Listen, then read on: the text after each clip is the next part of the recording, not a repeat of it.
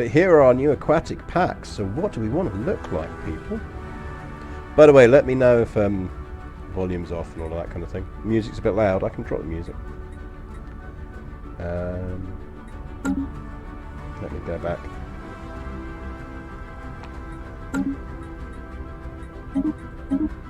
I mean, to be fair, Stellaris has the best new music of any of the Paradox games, in my opinion. Right, there you go. I've dropped the music down a bit, but let me know.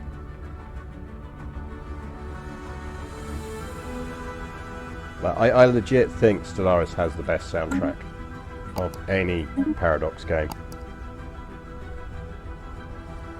And I dare anyone to fight me by saying otherwise. So yeah, aquatic, we could go sort of weird space dragon things, kind of octopus things, small little weird Yoda men things. Dolphin people. Gill people, they're quite cool. I quite like the look of them. Weird undersea tree people. Oh, CK3 music is bloody brilliant. I agree with that. I think it's more that there is more music in Stellaris, which obviously CK3 will get over time. Sort of weird monster from the deep people. These guys look like annoying surf bros of some kind.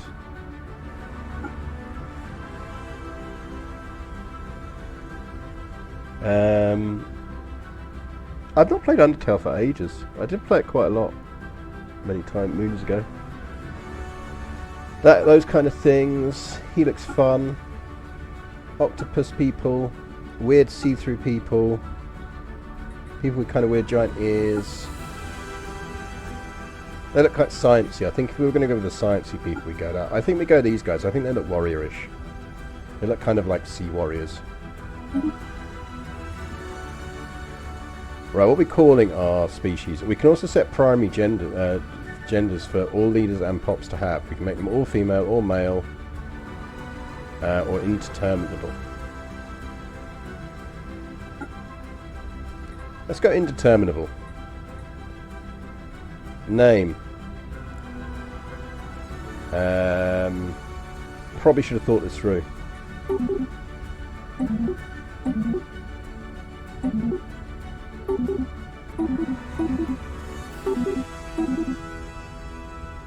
Oh, I like the Storm Riders. We'll go Storm Rider, that's quite cool. Pluralist Storm Riders.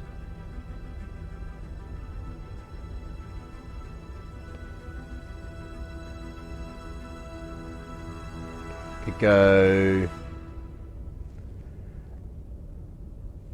Well, yeah, I mean, like, you know, if we go with that's what Numenor looks like, I feel like these are like the kind of the Storm Riders of Rohan.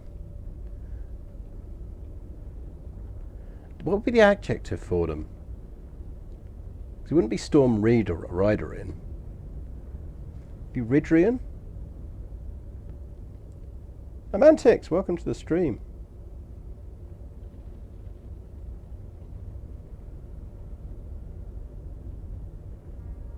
Storm Ridden. Good shout. Yeah, it would be Storm Ridden. Right, ship prefixes. Are there any aquatic ones? There are. Fleet names: Clammy Shoal, Correlated Deluge, Tendril Shoal.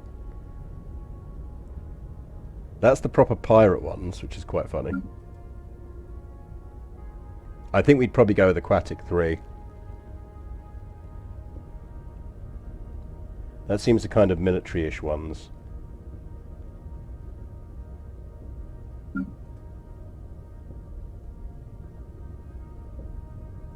That's very piratey again as well. We're not that piratey. I think we're that kind of thing. Traits. So your race gets traits for those unfamiliar with them. Now I suspect we probably want to be...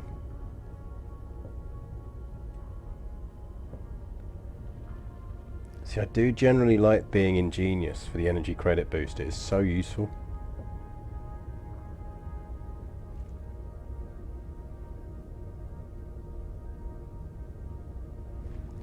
Paradox content designers get a bit distracted by pirates on occasions.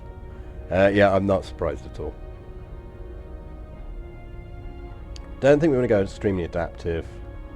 Rapid breeders, whatever. I don't mind taking slow breeders, to be honest, because you can actually counter it pretty quickly. Like, if you think about it, you take one bit of pop growth and you've undone it, because it's just a minus 10% penalty. So for the fact that it essentially gives you 2 more picks on traits, I generally think you're a bit silly not to take it. Because what that does means we could then take ingenious, and we've still got 2 points left.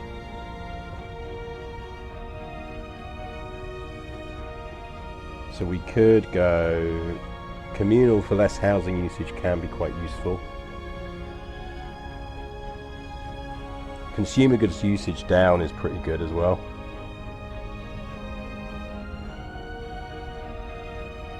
Oh, we're probably going to go aquatic. So we might have to come back to that, because we're going to... Right, let's come back to that, because we're going to want aquatic. Did we not pick our homeworld already? No, we haven't already yet. So I think let's go next. Homeworld is going to be ocean. Which means we then can foretake...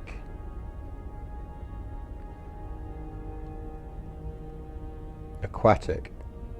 So this species is perfectly adapted to living in the depths of ocean. However, on dry land it is like a fish out of water.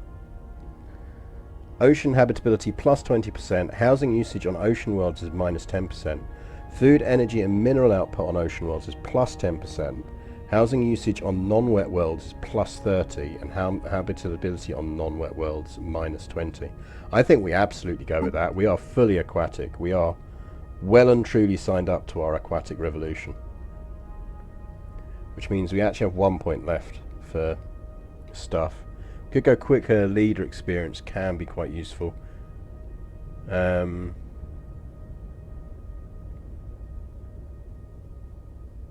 lifespan, I think we might just take conservationist.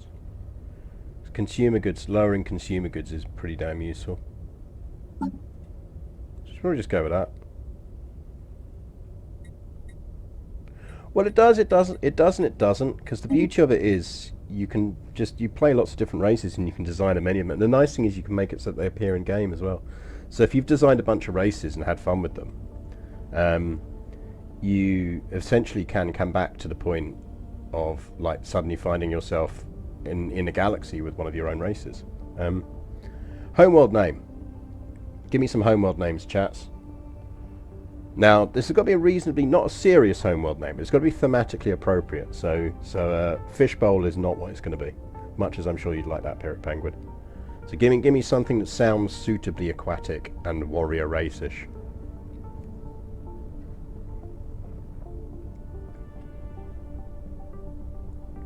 Yeah, Aquaria's decent.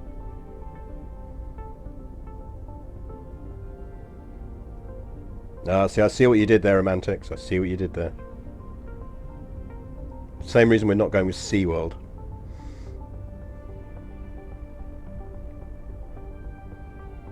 I quite like... Oh, Mesospheres. I quite like that.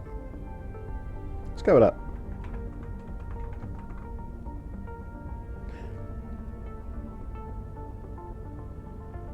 Oh, okay, no. Subtle Knife wins with Okeanos. But I tell you what, we'll put it in the Mesosphere system.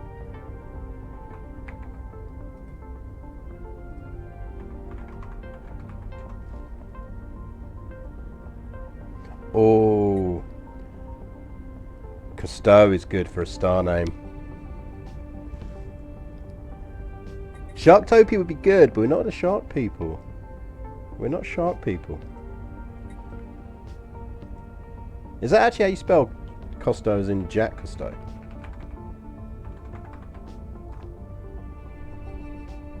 Go with that.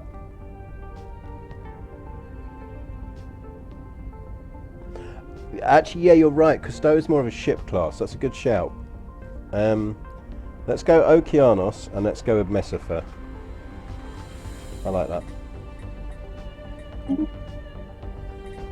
Right, we're definitely going with Aquatic City. Look at that, pretty buildings. Right, Origins. This is where we get fun. So I think there's a couple of... Is there any new Origins? There are 2 new Origins. Okay, cool. I feel we should go with one of the 2 new Origins. Oh hey, is it that time already? Is it bot time already? Feel free to report and block the bot, people.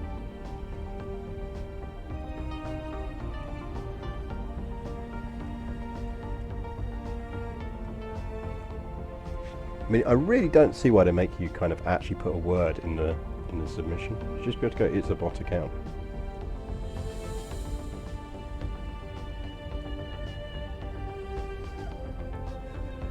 Yeah, New Origins. So our choice for New Origins.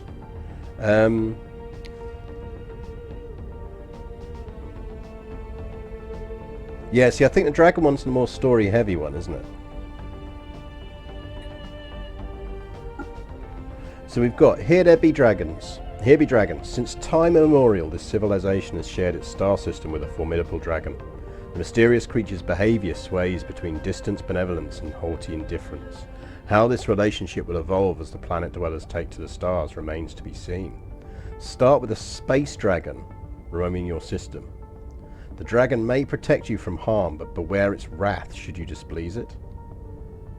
So we could take that, or we can go Ocean Paradise. Since its birth, this civilization has enjoyed peace as in a generous environment with no natural enemies, enabling unhindered growth and opulence. Homeworld is an ocean world size 30 with rich food deposits and bonuses to happiness, pop growth speed and output.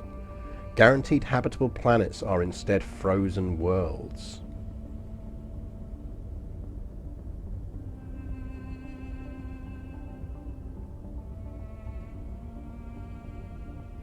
So I'm assuming frozen worlds are a thing that you can then get text to unlock. So you're gimping your ability in the short term, but you're essentially giving yourself a vast, very big place in the long term. Because I'm guessing if we've gone with the aquatic start, we're going to have issues if we go with an ecumenopolis or anything like that. But I suppose we could just have a pet race for that, so we'd be fine.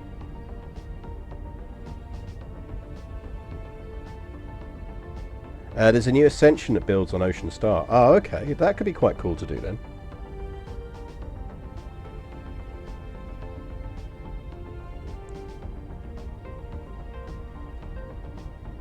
So we kind of have the choice. We should maybe go full ocean then. I mean, I genuinely don't mind. Perfect combo with Ocean Start and Aquatic. Yeah, I think you're probably right. Let's go Ocean Start. Right, we need our 2 civic picks. I think, as always, we are very much dictatorial. We are a constitutional dictatorship. We are militarists. We are a military dictatorship. And we're probably a bit materialist. So we get a bit of a research speed boost. We could go with robots. Robots might actually be quite useful for us because of being able to stuck on planets. Wanted to play with my computer's blue screening all day. Time for cleaning or upgrade. Yeah, you probably want to just blow out all its fans. Like get some compressed air, give it a proper thorough blowout, and then do a reinstall. See if that sorts you out. Or we go authoritarian, monthly worker influence, and worker pop resource output.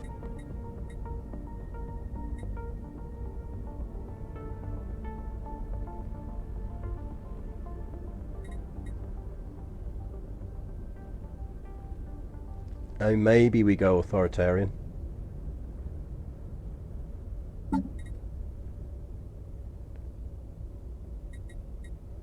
So that gives us monthly influence boost, worker pop resource output up. I think that's probably right for us. Means we can enslave aliens, and we can't use democratic government forms. I think that's fine.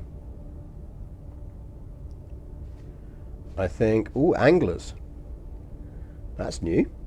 Adept at utilizing nature's bounty, this society provides for itself a stable influx of sustenance and economic value. On ocean worlds, agricultural districts are uncapped. I don't know what that means, but it sounds fun. Does that mean you can just have infinite agriculture districts? On wet worlds, farmers are replaced by anglers and pearl drivers. Anglers produce 8 food and 2 trade, and pearl drivers... Ooh, yeah, pearl drivers produce 3 consumer goods and 2 trade. Adds the aquatic trait. Can we only set that because we've got aquatic? I assume that's the case.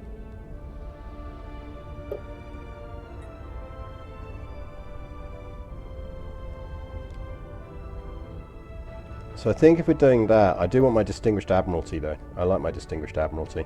Ship fire rate plus 10%, Admiral level cap plus 1, and fleet command limit. Because we are like kind of space distinguished people. So I think that's what we will go for.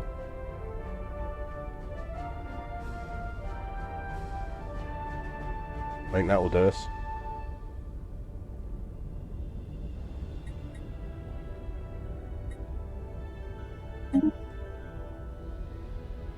Voices. Do we have any new voices? We have new voice. We have an aquatic voice. Our course is charted. We all have the makings of greatness in us. Our course is charted. Honest work means hard labor, low wages, and no fun. I prefer that to voice. make a living by more adventurous means. That voice is ridiculous for this game, and I'm definitely taking it. Have we still got an ethic? Oh yeah, we do. We still have an ethic, don't we? So we could go fanatic authoritarian. Or we go militarist, authoritarian, and materialist. Maybe we just do the 3.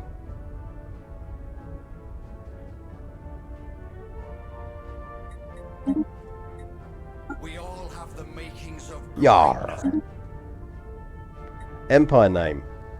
I mean, we are the Storm Riders, aren't we?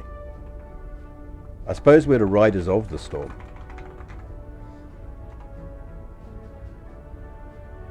And then we're just storm ridden, aren't we?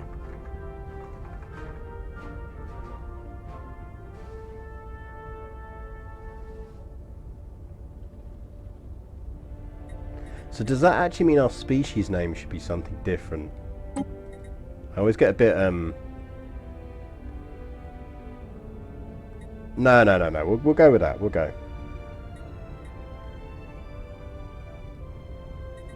We're fine with it. Flag. We got any new flags? Well, unsurprisingly, there are now a bunch of pirate flags.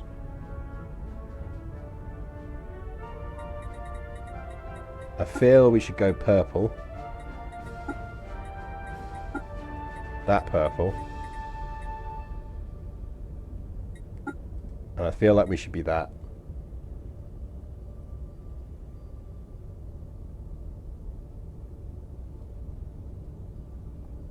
Yeah, I mean, Pirate Voice is essentially sort of Dorset Cornish. Historically. Good evening, Kilmatronics. So I think we go with that. Secondary colours really matter hugely, but we'll go gold.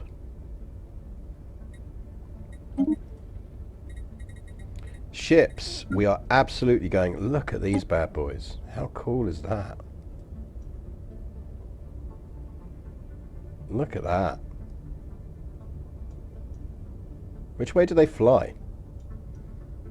They fly that way, I think. which is the only reason they're not knockoff warbirds.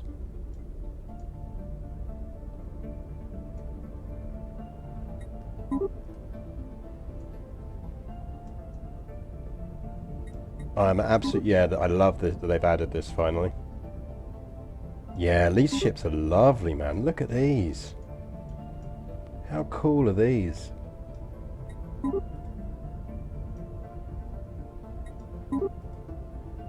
I'm loving this DLC already. This is what they should be doing with EU4 now. They should just be dropping content DLCs. They shouldn't be fucking around with game mechanics anymore. That colony ship.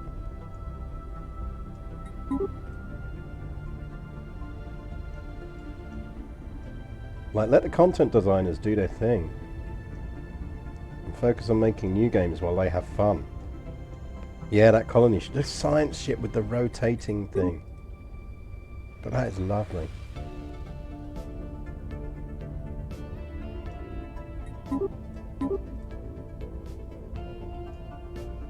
Yeah, love it. Right. Starting ruler is...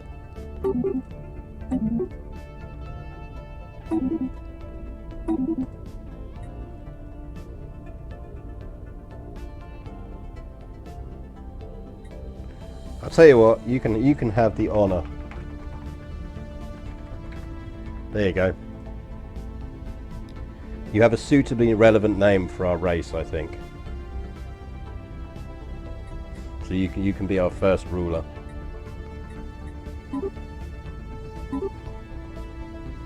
I feel like we'd probably go with kind of like quite a...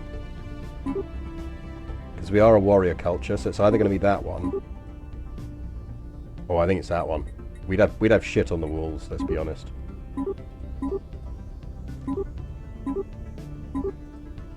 No, that one. Water helmets and spears. Lovely stuff.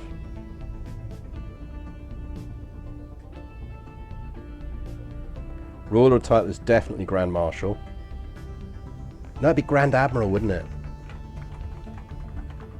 It'd be Grand Admiral.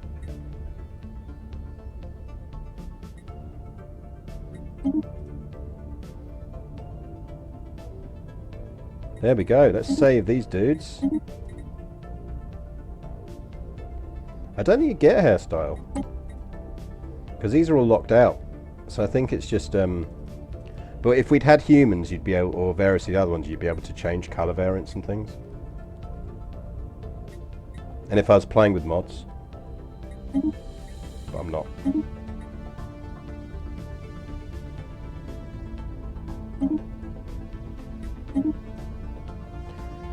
Right, galaxy size, medium 600, AI empires 15.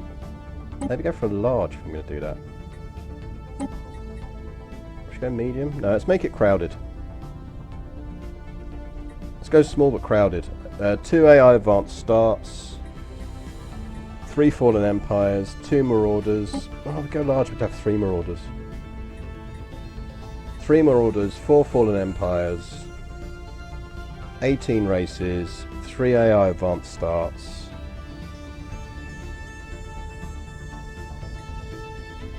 Tech tradition costs 1, habitable worlds times 1, so that's going to give us 2 planets. Primitive civilizations, I fucking love primitive civilizations, ramp that right up. Crisis strength, that. Crisis type random. The years are fine. Difficulty, let's dump it up to Admiral. Well, we kind of want to have fun with this one though. Let's start on Commodore. I'm not kind of as militant on my difficulty ranking, so we'll go Commodore on this. Honestly, Thadrin, the Stellaris soundtrack is incredible.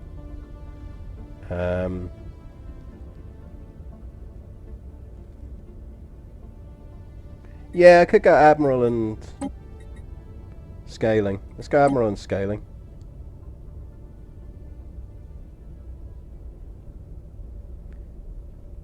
Actually, I'm going to go down to medium galaxy. No, let's keep this a lazy fun one. Let's go 15 AI empires, 2 advanced starts, 3 fallen empires, 2 marauder empires, Text, blah blah blah. Let's go Commodore and scaling difficulty off. AI aggressive normal, clustering, blah blah blah. 2 guaranteed habitable worlds.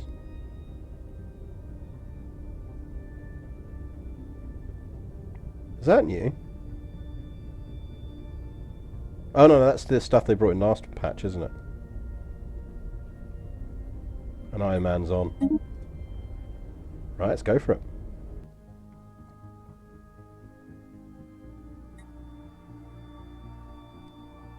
Riders of the Storm. Joy to those who possess the wisdom of acceptance. So goes a common proverb in storm-ridden society. The bounty of life is all around, once one learns to appreciate it. In such waters long have we prospered. But our elders do not sense the stagnation.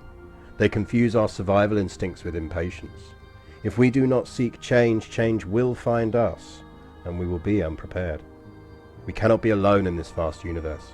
To keep our home, some of us must resolve to leave it. Our descents into the abyss had proven worthwhile. Unworldly wreckage, perilously retrieved, precipitated a torrent of technological breakthroughs. At last, we are ready to journey beyond our oceans, to explore, to see, to learn, and to protect.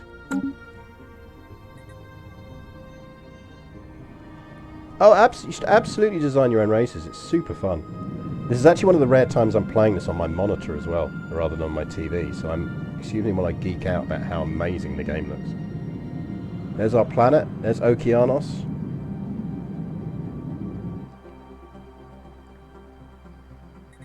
So, where are we in the galaxy? We are always decent starting position. I like it when we're on the edge of something. So that's not bad.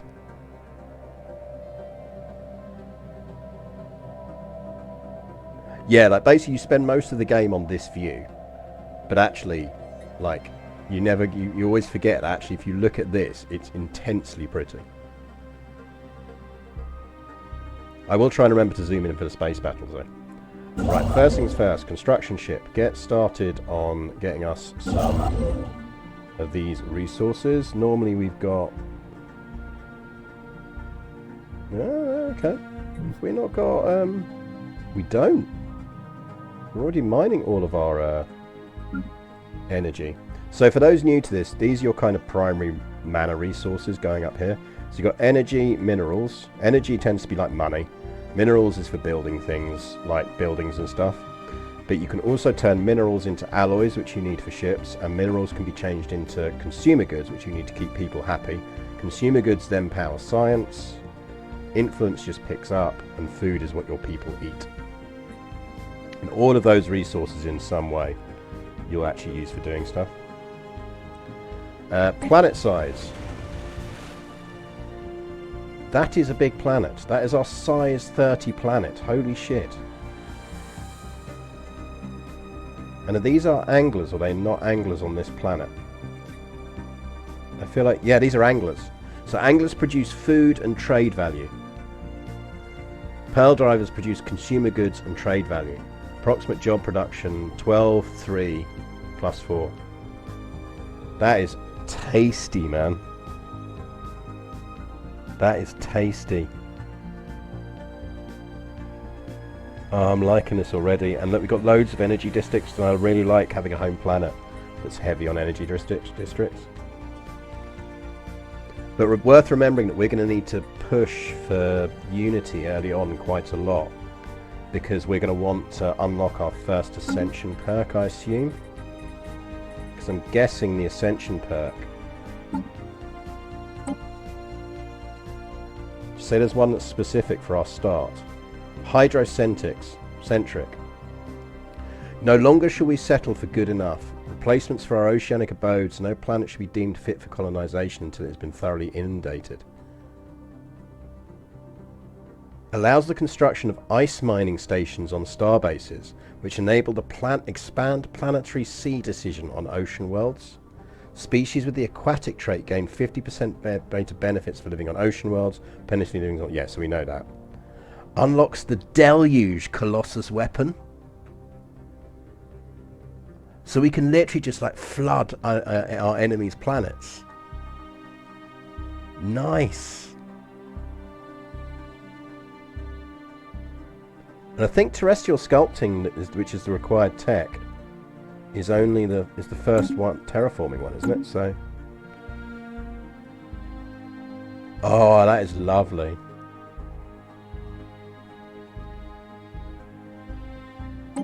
Right, techs. We take the research speed plus 5% because that's going to stack quickest. We take planetary unification.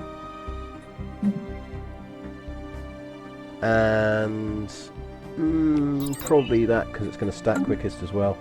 I prefer to get the military techs quickly, but that's actually not a bad mix. Right, let's get you building some mining stations over there. We want to get a new survey ship out. Oh, look at our class names. Overlord of Eternity class.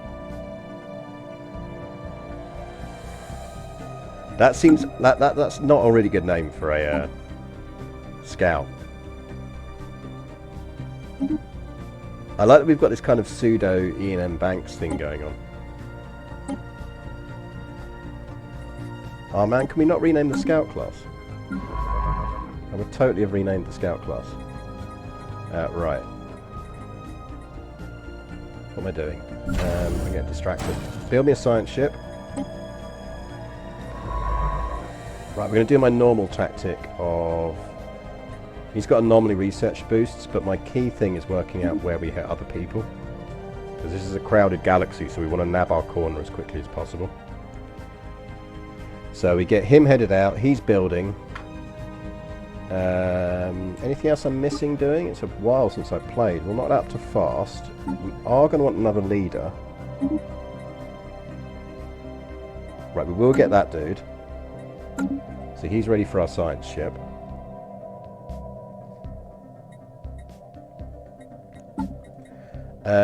Fleet manager, I should actually as well while we're doing this. Let's go with ship designs. What's it given us? Luminary of the Gods. I feel like that's a bad name for our corvettes. Our corvettes should be Swimmer of Shoals. Because we're mostly going to be swarming with them. And generally speaking, I prefer armor over. But that config I'm fine with.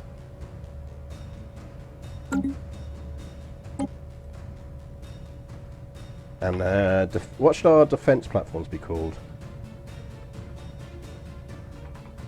I think that should be Protector of Abyss, shouldn't it, really?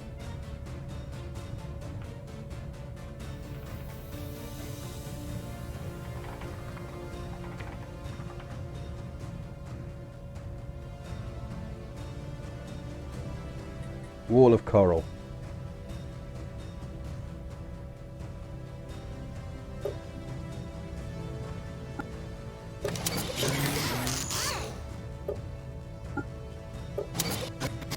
Again, we might change the layout on these as we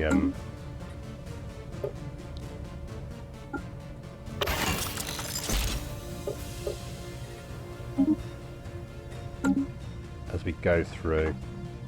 Right, new science ship. You need to get yourself up that way.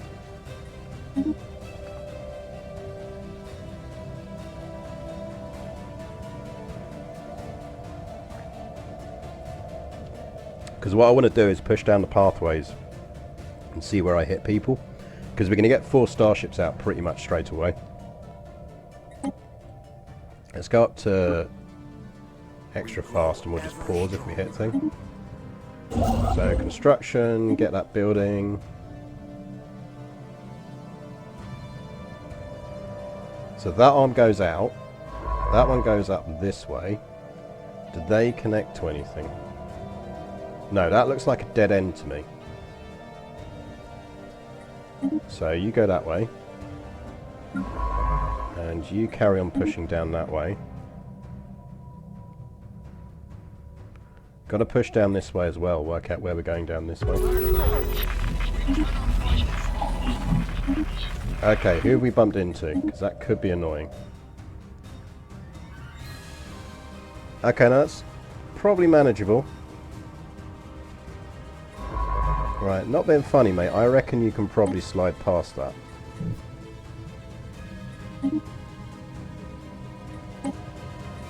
And let's discover what you are. Do we have enough for another science ship yet? No, we need one more month tick. Our recent encounter with alien life forms has reignited and made suddenly more urgent the old debate on how we should approach contacting any potentially intelligent alien life we may meet. While some advocate focusing on establishing friendly relations as quickly as possible by contacting them with a message of peace, others advise caution. I think we will greet with open arms because we get more influence when we win on that, and I think that could be really useful.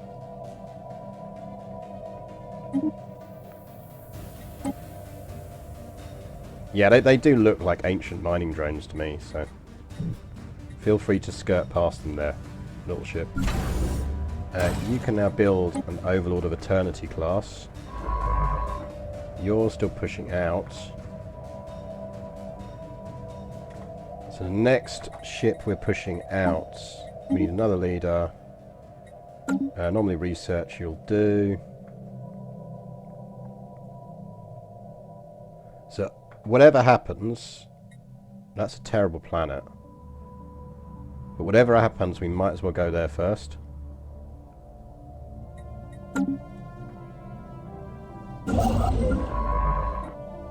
So you get you, and you survey there.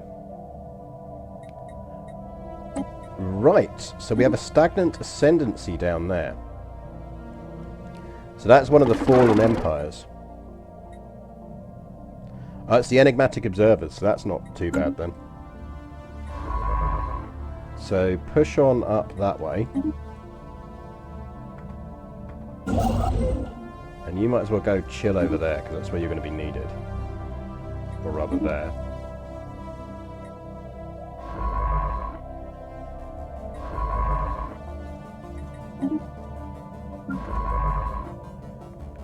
You keep pushing out.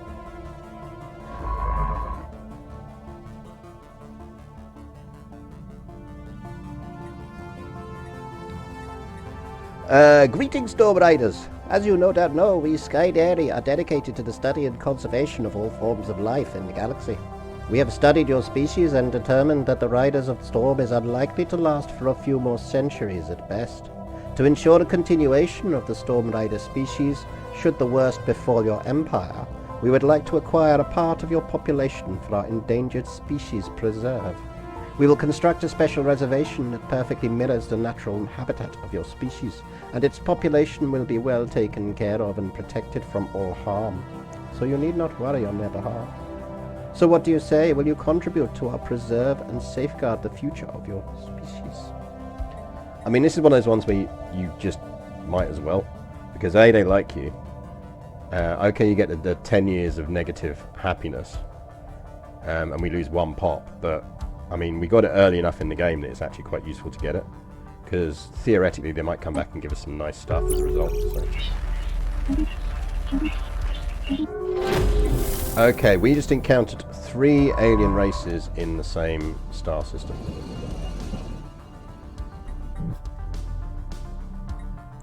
Right, that's got to be one of those hegemony starts. Yeah, who wants to go live in the zoo very much? That's got to be one of those hegemony starts.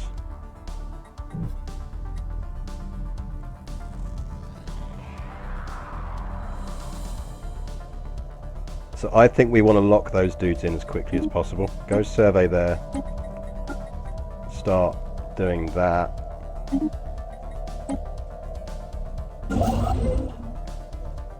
So we're going down this way first. We want to get to at least there, which means we're going to have to jump that system to do it, which is annoying, but... you've still not hit anyone yet.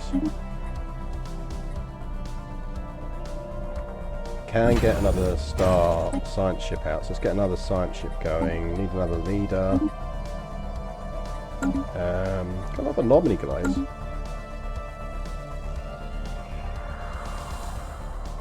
Well, that's the thing with the Fallen Empires, because they are so far ahead of everyone else. They look at you like you're nothing. And I quite like that the game does that. It's quite cool. Right, we need to get these up to our required class.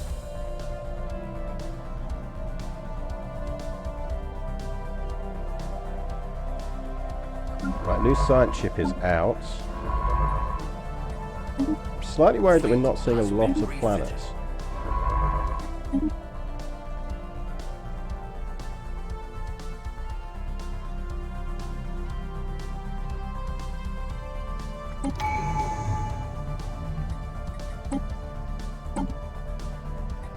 Right, our first one is probably going to be...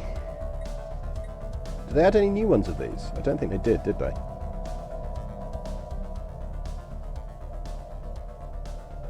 I think we're probably going to go expansion. Oh, the NIMBY Fallen are the worst. The ones where you can't colonize any planets next to them. I think we go expansion because I want to rush the reach for stars. And we need to counter our pop growth disadvantage, so we're going to go expansion.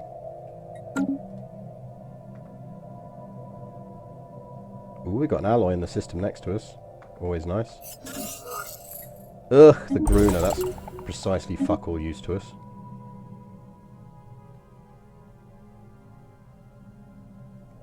Because I'm assuming that Gaia planets don't count as ocean worlds.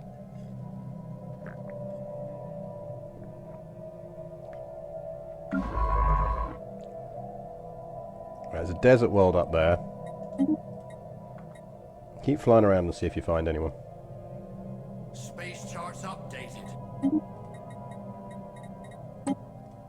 Right, leave that be for now. I want you to go and survey that. Oh, you're not going to want to go past that, but if I flick you to that, you will. Go survey that system.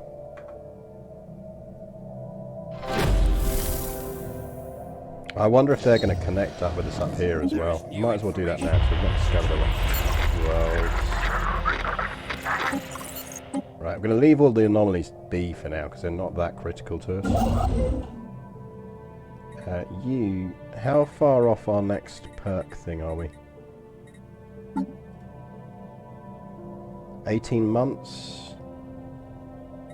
Probably not waiting for the worth waiting for the saving. So let's go for it.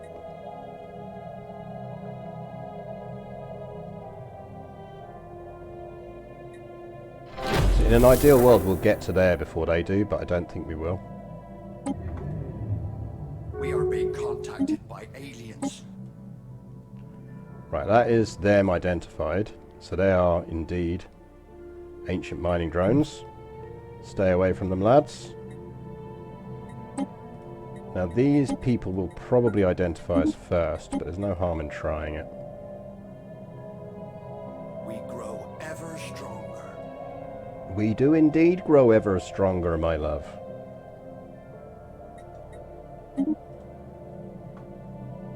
A system has been charted. We might as well throw out another construction ship. Be nice to get that system locked in. At least these guys shouldn't mind us sticking a station there, Here. which will help us. I need you to not be scared and to get down there.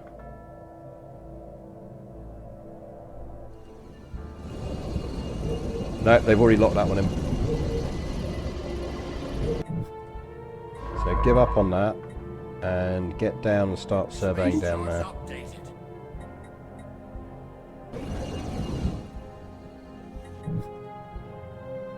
That's the key one, because that's the junction point.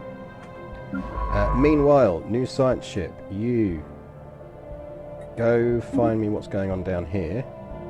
In fact, go via there first, because we still need to find our other planet. You have found a Tundra world, 24 Tundra. Pushing up to there would be quite good. I think that is definitely going to link up.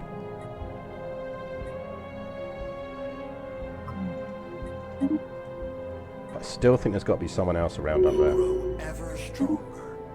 We grow ever stronger indeed. Meanwhile, let's get some energy districts down. And... that'll do for now. Get those two down.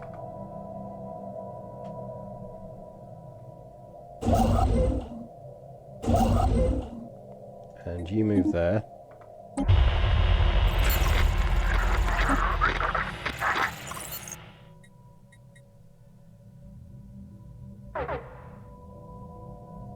It's fine, just fly past it.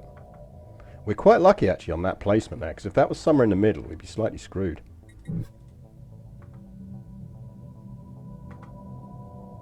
Savannah World 14. Are they more ancient mining drones?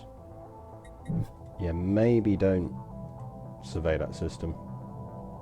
But that dead ends. Okay, so if we hold that system, we actually have got a natural choke point. Go back up there.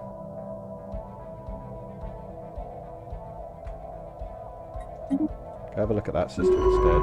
You... there.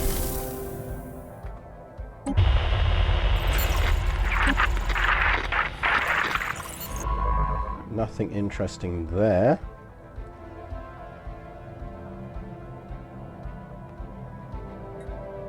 I think you are normally research, so let's just get you starting to survey out near us. We have a tomb world. Entirely useful. We're definitely going to want terraforming as early as we can get it.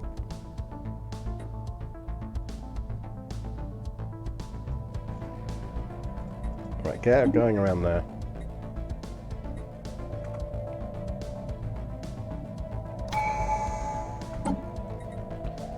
Right, that gives us Starbase influence cost reduction. Perfect, because that means we can now get up to 67 and every penny helps. Especially as we're going to have to double up on this one. Aquaforming, I suppose it would be aquaforming, wouldn't it? A system has been charted. Right, so he's ready to build there the moment that finishes. You might as well survey that while you're here. Tropical World 24, so that we can lock in. And these connect out like that, so if we get down there, we've locked in most of that.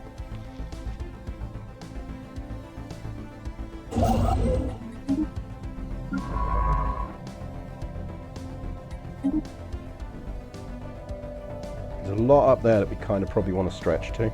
It's a long way to go. 1, 2, 3, 4, 5, 6, 7, 8, 9 to lock in that. I'm not overly liking our start position, to be honest. We'll push out this way a tiny bit more, but this might be a reset job. I'm not finding anything interesting. And I kind of want something interesting for the stream.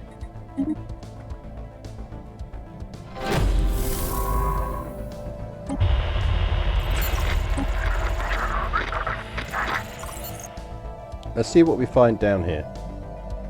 If we don't find anything here, I'm going to do a quick restart. You can research that, that's fine. Grow ever stronger.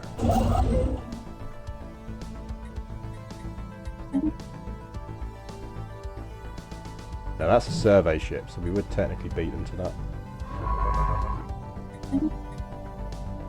Right, last chance to find something interesting, otherwise I'm restarting.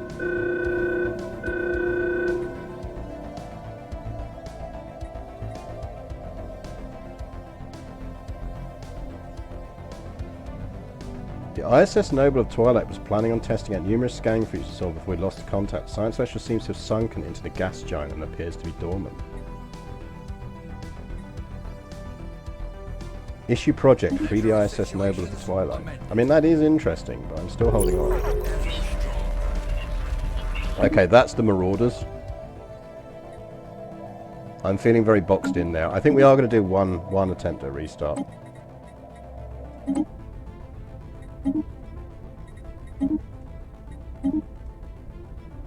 I know it's a small galaxy, but...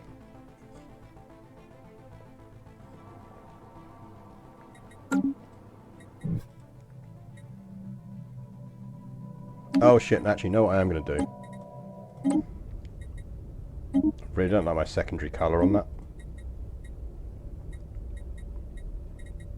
Where's my colours?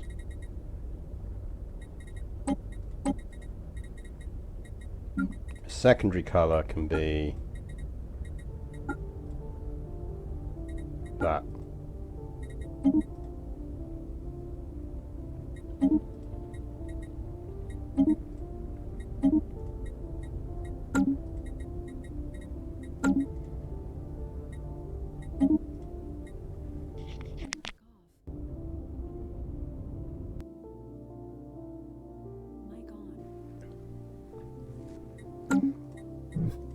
Right, let's try this again. That's not my secondary colour. I literally just changed that. Why is that not sticking?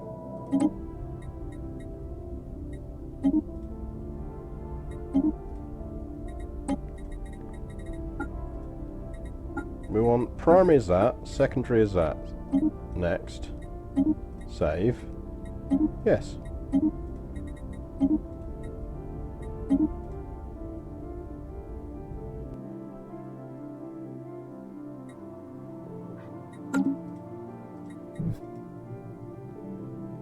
Yeah, that's a bit better.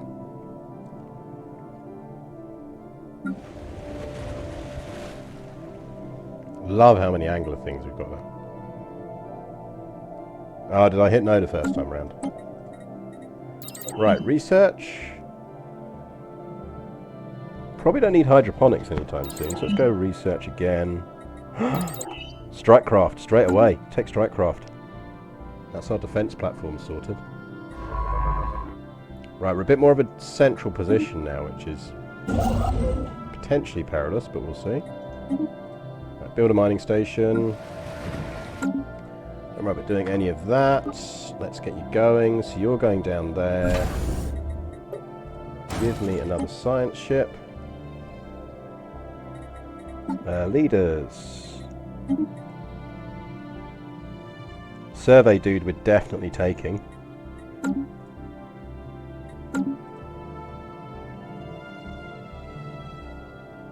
Okay, that all dead ends, I think. So you need to go down there. So I can't see an arm coming off of that. Whereas if you look at these ones, you can see kind of faint lines coming off.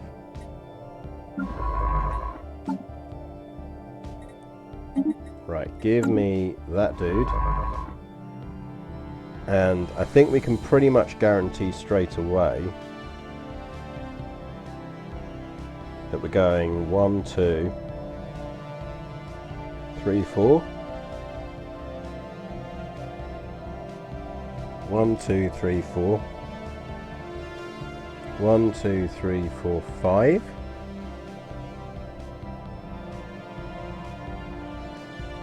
I think we're actually going that way round, aren't we? Depends on whether they link up somewhere. Go have a look over there.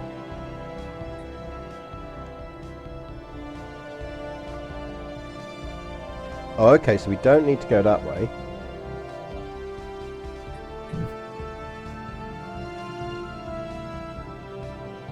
So actually, we could go 1, 2, 3.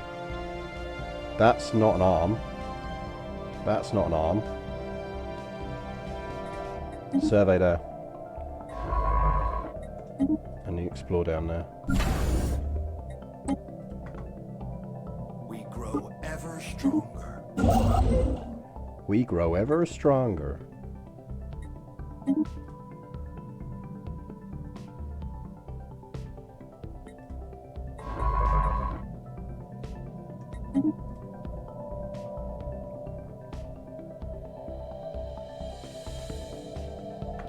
We get another science ship out, which means we're almost at point for another leader. Normally discovery chance is nice.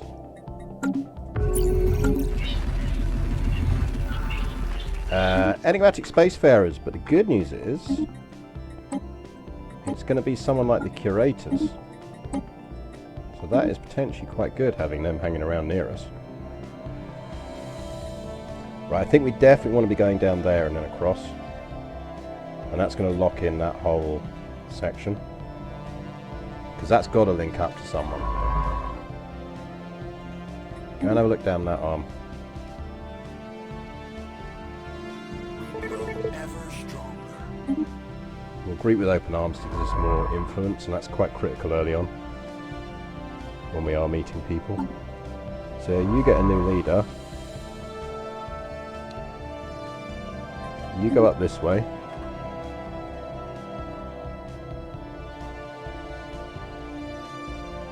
A system has been charted. Right, that system is surveyed, so you get onto that one. So we just want to make sure there's not anyone lurking immediately up here. Because there shouldn't be anyone until we get over here on this arm. Because the game doesn't like putting people onto just bits, it wants them in clusters. To try and give everyone a reasonable start. So you can sort of just look for where the clusters are.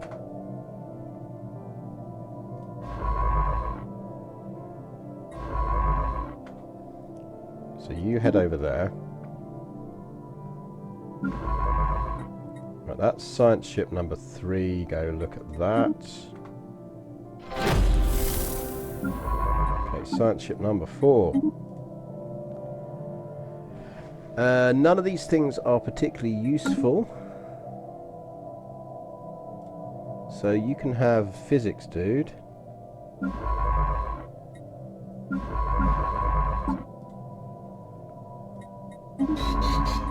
Which means we need a new science guy. Physics is the blue shit. There is no one with any blue shit. Righto.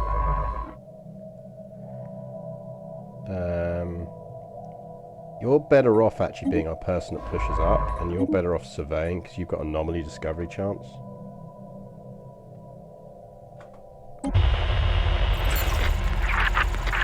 That proceeds. We can now afford to hire someone into there. You're the youngest, so you will do.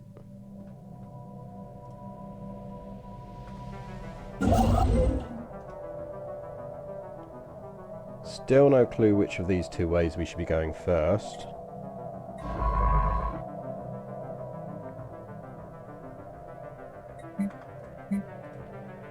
Meanwhile, we can get another couple, one of those down. Now we're cooking. That's space amoebas? No.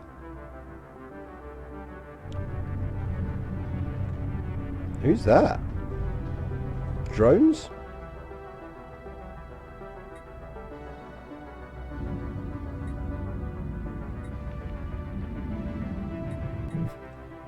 I think that's mining drones, isn't it?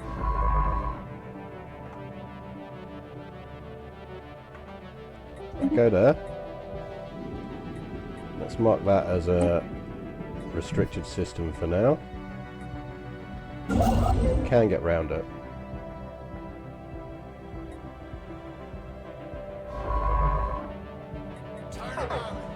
We cannot fight this foe. Yeah, because that's more mining drones. It's got a 14 Arctic world. On the plus side, it means we know no one's coming down that arm for a little while. So go back to there.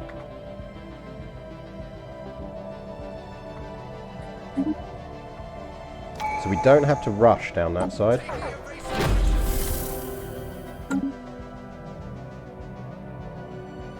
What have you hit? Yeah, we're going to want to fleet relatively quickly because we've got a lot of mining drones around here to deal with. Because we can't go anywhere up that way.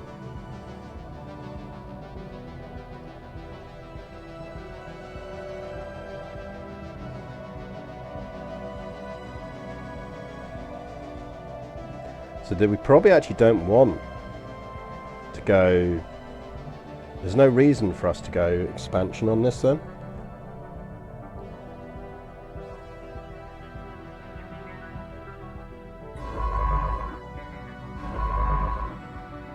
Because we can essentially go 1, 2, 3, 4, 5, and that's locked in everything.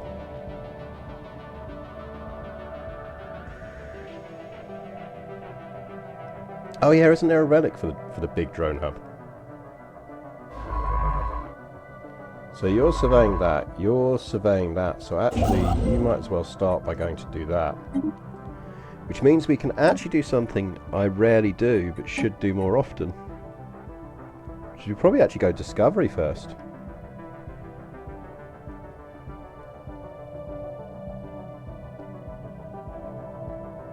Which I don't actually do that often.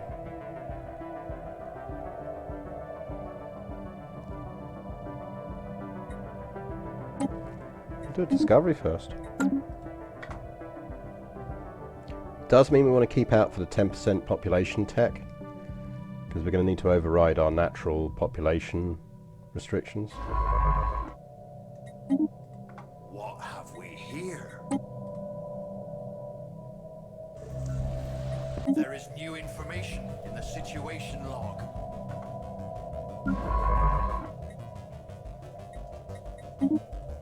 Just carry on survey. What have we here? Right, you need to go there. So you are the speedy survey person. You might as well go explore over there.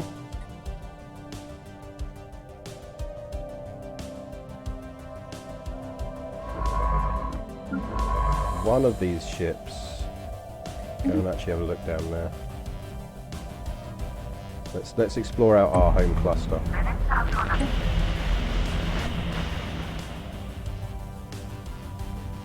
So yeah, fleet is actually going to be relatively important to us early on. So let's... Torch of the Underworld. That's a great name.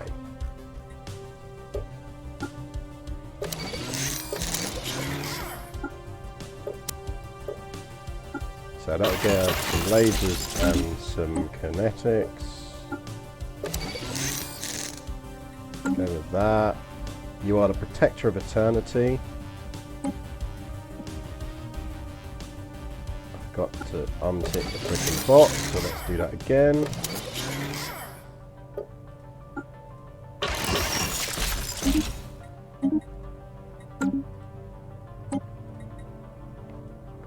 You are actually going to be called Swimmer in Shoals.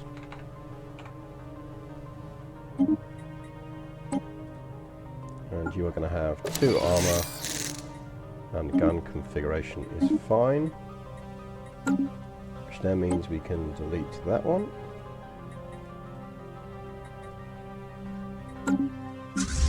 You lot can get upgraded. Ships ready for action. Let's throw out another construction ship.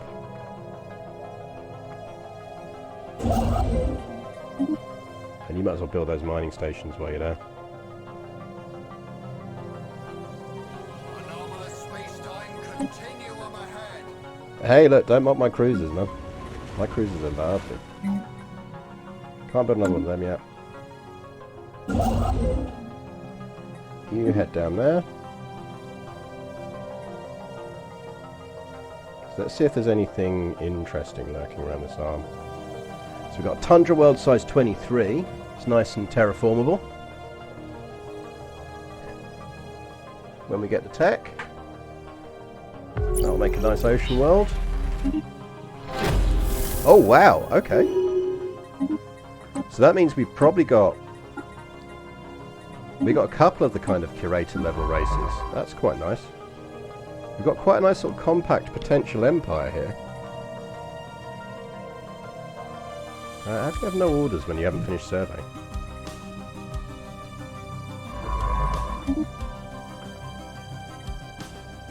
We grow ever stronger. We grow ever stronger.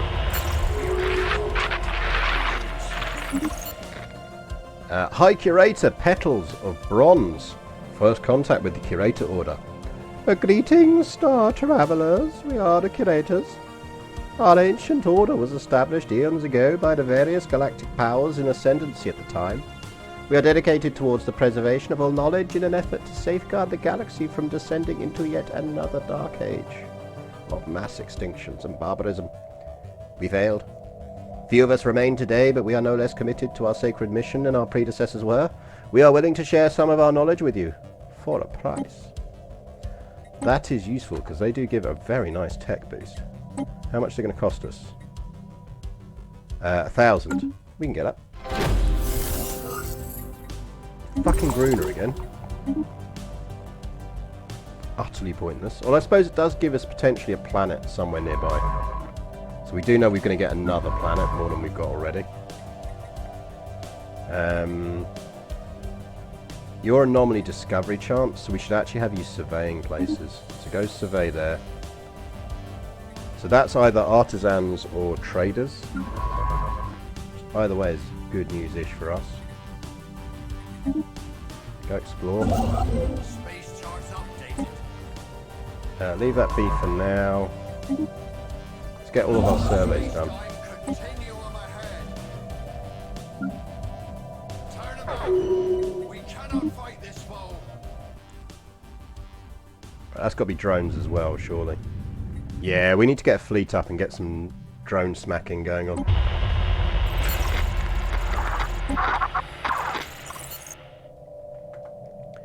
Drones need to be smacked.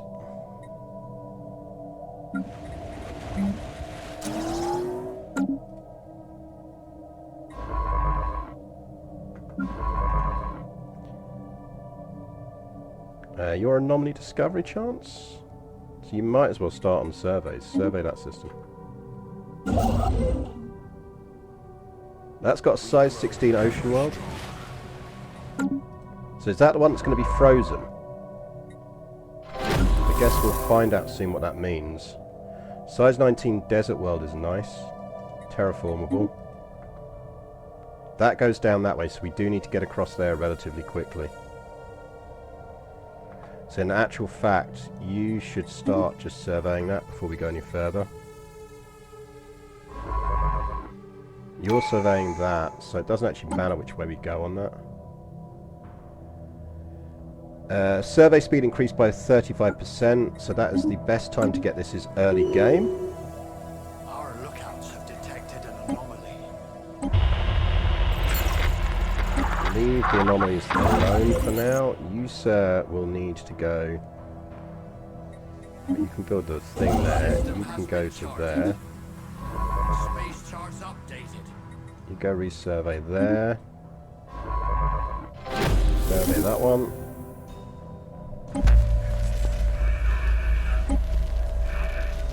We grow ever stronger. Interesting, because I thought we picked the aquatic thing, which meant we should get the ocean preference thing, so we should get frozen worlds.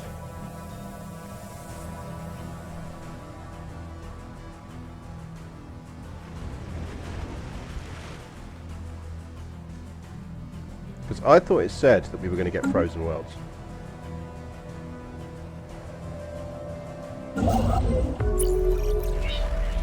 Right, yeah, we bumped into someone. Space charts updated.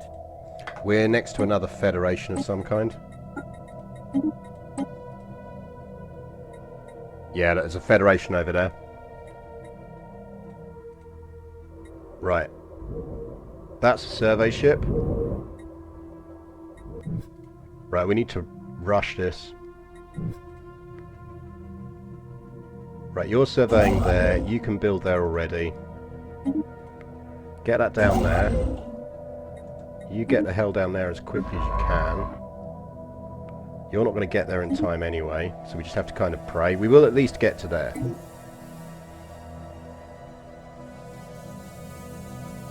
A system has been charted. You're going there, you're building there.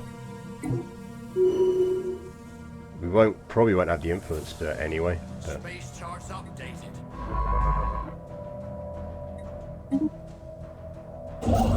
We grow ever stronger. right, you get yourself to there. This is why I like to push out a bit early on, because you kind of do want to know where your natural borders are.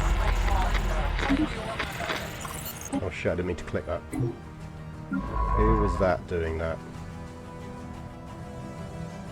What are you doing? Get over there and survey that system. Don't care what you were doing, survey it.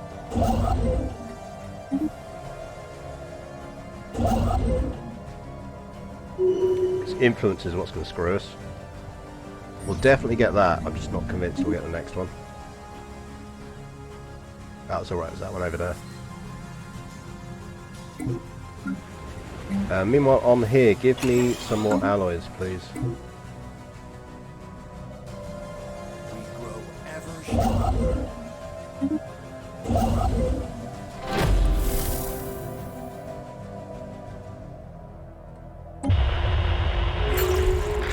Right, that's given us a little bit of a chance. So it's the traders.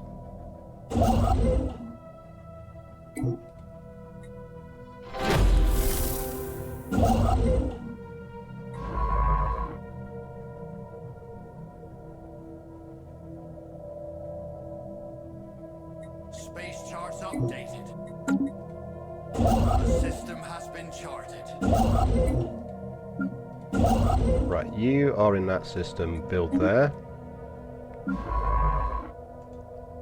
You survey there.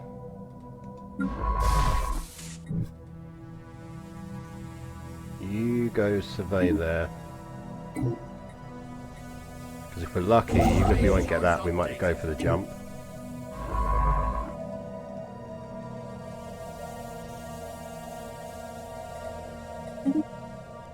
A modern Alpha Centauri style. Yes, there is one out there. What was the last one like that I played?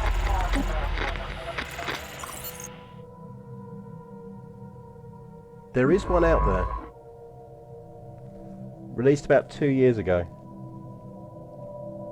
I can't remember what it's called. I'm going to drop this down to just fast for now.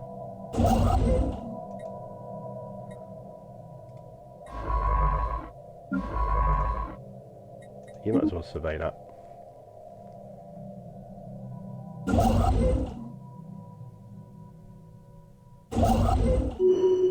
No, we're not going to get it. That's blatantly a construction ship. Oh no, that might be a survey ship. Yeah, that's the other survey ship. We grow ever stronger. Right, you get yourself round to there. Just in case.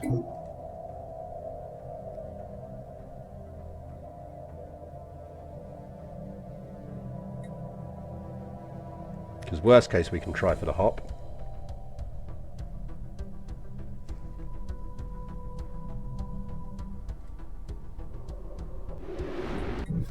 Our lookouts have detected an anomaly.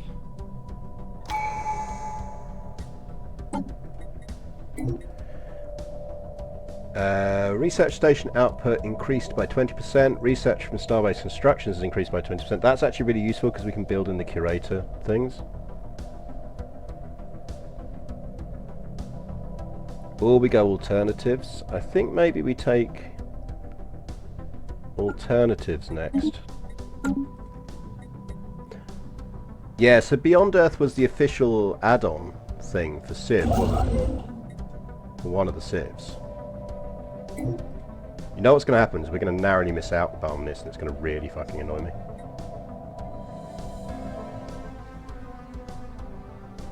Like, we're just going to miss it. Because we need 75 influence. And we're 13 short.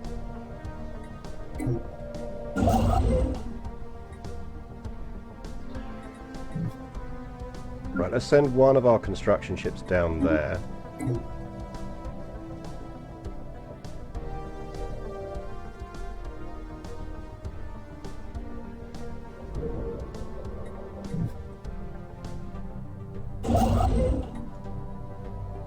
Six. Just need to watch for a ship jumping into that system.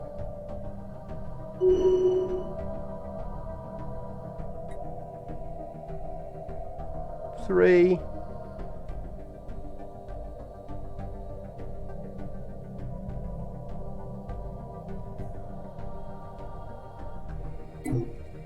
I think we've got it. Yeah, because he's still surveying. So that's nice, because that's very clearly going to be one of our big stations. We can ramp that really up really hard. Rare crystals is always nice. I think we can be slightly more leisurely now and start looking at... A system has been charted. Anomalies. So that's a tropical world.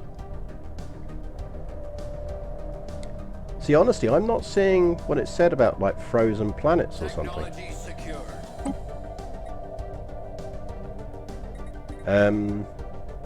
Probably going to go improve defenses.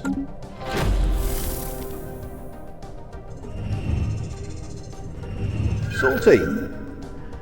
ISS Sovereign of War came up short with regards to its original mission of investigating possible activity on the frozen surface of Stellaris 6. There is seemingly nothing of note but ice and rock. However, Science Officer Magon, a self-proclaimed gourmet chef and history buff, claims to have made an important discovery. A chemical compound found in the surface ice layers in several regions of Stellaris 6 is allegedly supposedly closely related to storm-ridden stellar salt, an ingredient integral to many traditional storm-ridden dishes, and thought extinct on Okeanos. It has long been speculated that storm-ridden stellar salt was never native to our homeworld, but was brought to the surface by some meteorite impacts in the distant past. We've got some space salt. Can give everyone happiness for 5 years. We grow ever stronger. Right, that is nice, because that means that this... we're going to immediately bump up.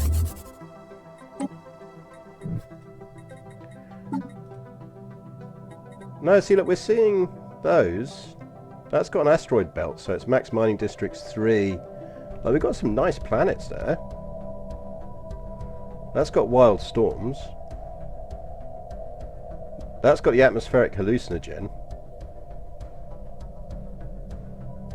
Pretty shit planet in district terms, so we might have to turn that into like a science world or something. Maybe that's our admin planet.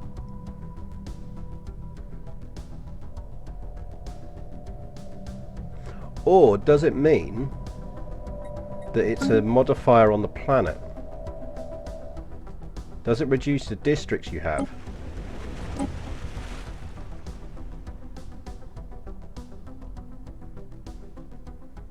No.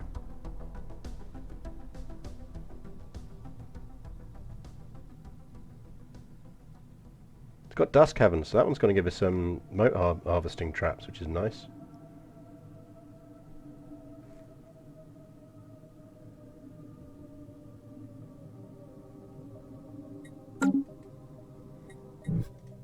Yeah, I mean, gaming on Max is just a bit of a nightmare. Apart from it, to be fair, the Paradox games run relatively well, but even then, not great. Right, so you've surveyed that. You might as well carry on surveying around here. Oh no, you're our super fast surveyor, so we should get you going out into space. Because the further we can push out this way, the better. You can start building mining stations and tracking back a bit now.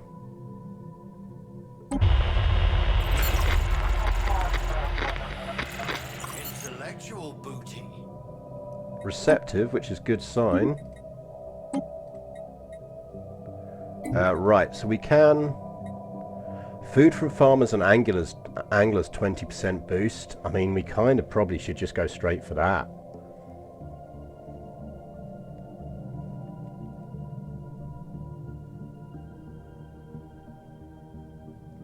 Okay, they don't show up on the map. Nice. Actually, we probably want the Unity. Let's get the Unity going.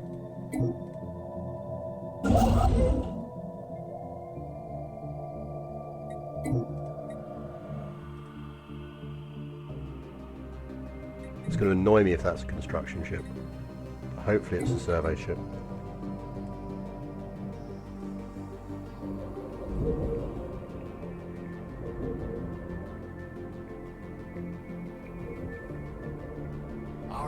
lookouts have detected an anomaly.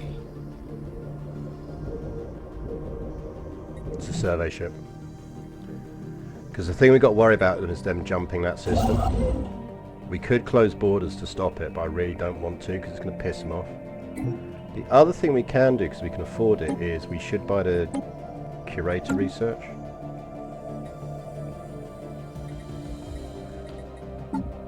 And there's probably no harm in knocking that up to 20.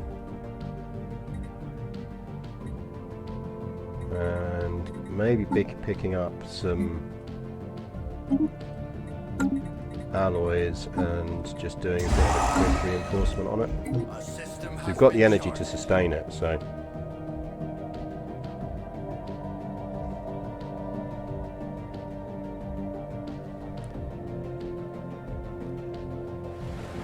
I mean, we should get that planet colonized. It's a decent industrial district, so we could make it into, say, our alloy world. It's not a bad size. I guess physics research boost, so actually we probably do want to make that our science world. We grow ever stronger. Right, do you look like a construction ship? No, you look like a survey ship.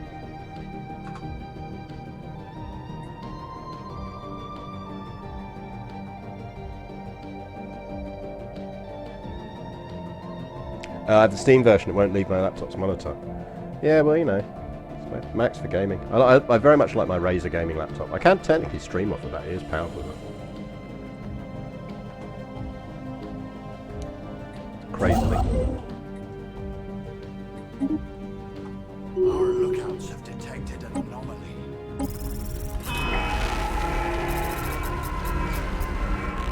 As we begin to pick up more and more visual images of the aliens known as the Delta aliens, it was inevitable that these would eventually be leaked into the wider public. Their appearance has provoked widespread dismay amongst our populace, who have taken to describing them as repulsive parasites. Already many are demanding that we take action to deal with the new molluscoid threat. We're going to go, they can't be that bad, surely. So I'd rather not piss off our newfound friends. Well, I'm hoping they're going to be our friends, so it seems makes sense not to piss them off.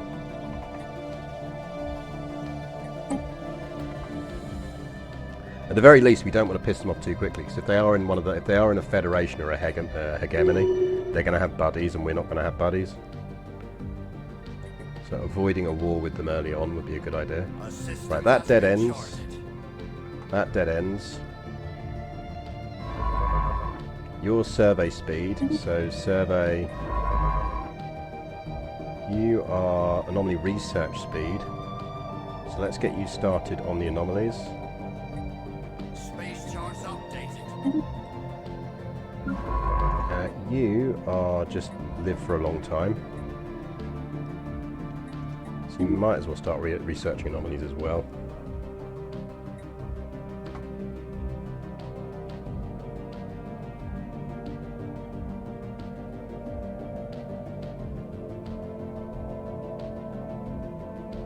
So even if you play in windowed mode, you can't flip it to a different monitor. Because that's just weird.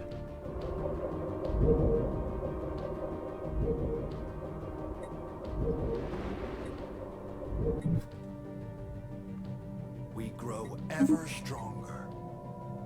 We grow ever stronger.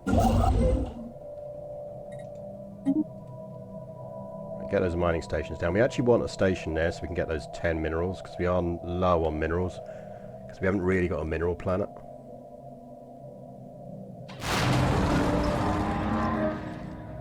Oh, nice dump of credits there. Not going to moan about that. Speaking of, we should have a look if there's anything else we want to build on here.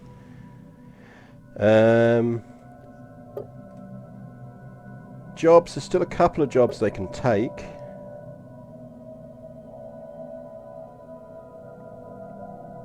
Anything really want to do? There'll be a thing. Oh, interesting. So we don't start with features we can get rid of to get boosts. Hollow theatres are probably useful to get sooner rather than later, because we are on 2 amenities. So I think what we might actually do is we've got a reasonable amount of energy, so we're just going to buy 1,000 minerals.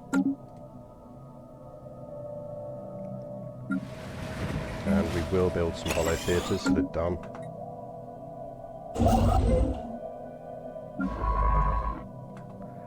So you finished surveying that. You're just our regular no boosts guy, so you start doing surveys.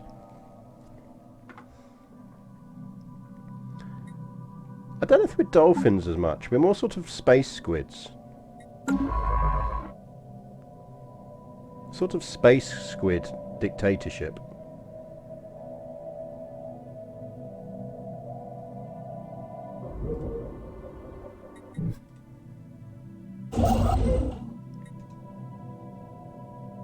Right, 8 to go. Because once we built there, they won't jump more than 2 systems, even if they're boxed in. Hangar bays is perfect. Probably Nebula Refinery would be really useful for us. Because we're not particularly mineral rich at the moment. Ancient Solar Sailor gives us a bit of research.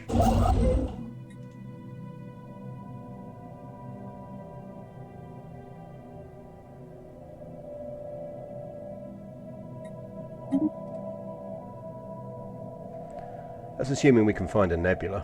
But I mean, there must be a nebula around somewhere.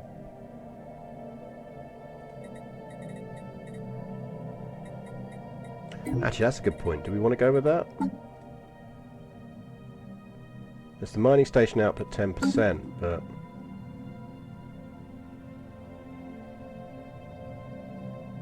no, it's probably worth it still. We're sort of Zoidberg-ish. Zoidberg adjacent.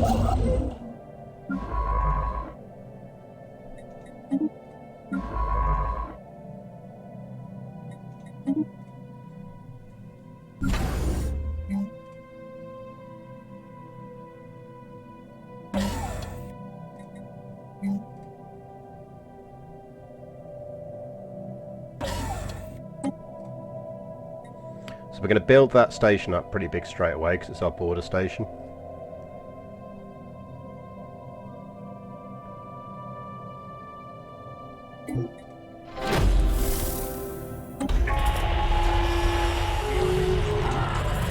Well, we've met our neighbours. So we have 3 new neighbours.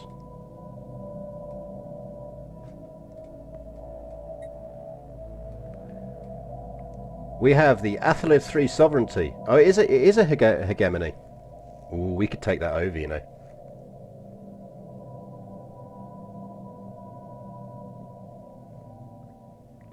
So we've got the Great Bilnock regime. I bring greetings from Grand Marshal Siglor, the undisputed ruler of the Great Bilnock regime. We wish to learn more about your species. Which martial techniques do your warriors employ, given your fascinating biology? Cooperation will surely benefit us all.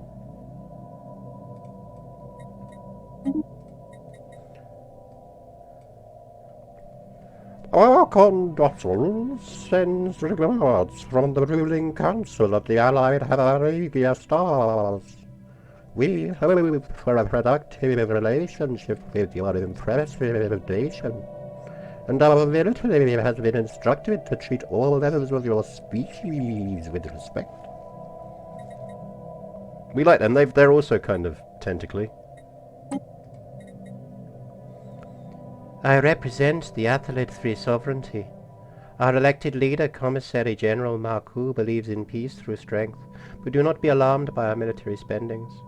We are impressed by your species, and hope you will agree to a cultural exchange between our peoples. Right, we need some frickin' friendships with these people stat, because otherwise they're all going to rival us, because we're the only person they can rival. So... Great Bilnocks are the ones it looks like we directly border. And then the others are there and somewhere else. Right, that's the Allied Haveringa stars.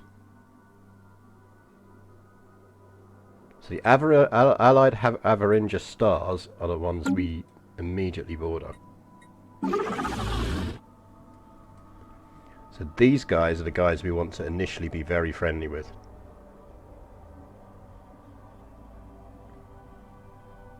So we want that as quickly as possible.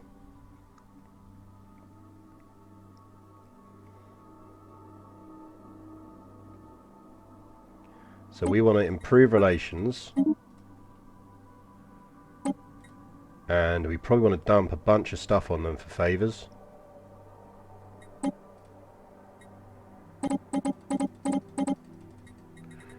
Give me 10 favours. And I will give you... Right, they like consumer goods. They like credits, but not as much as they like consumer goods. So let's go... We're actually quite well off for consumer goods, so let's just dump that on them. I want that on 2. There we go. They wish to speak with us. They want an embassy, so that's perfect. Accept my deal. To speak with us. Right, everyone's giving us embassies. We're quite lucky, actually, that their ethics align with ours.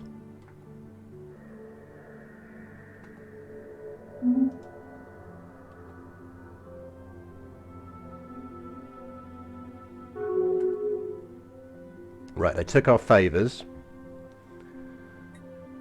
So, we're 50 off that, 112 off of that, 90 off of that. We're only minus 53 off of Ask for Association.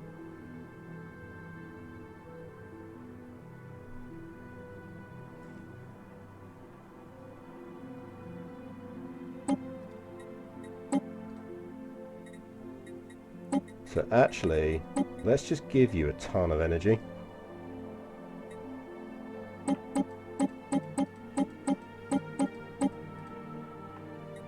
And we'll give you a couple of favours as well, because you're not going to use it for anything useful.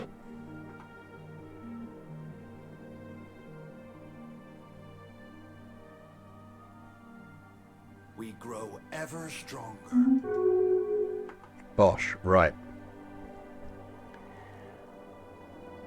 What planet types are they on? So let's have a look at what they are, because this is also quite good to know. So they have an arid preference. They're very strong, so they'd make really useful soldiers for us. I will have a look in a second, because we might just want to set up a planet that's got a bunch of these dudes on it. Best Stellaris Empire for a first-time player? God, I couldn't tell you, because I've always rolled my own.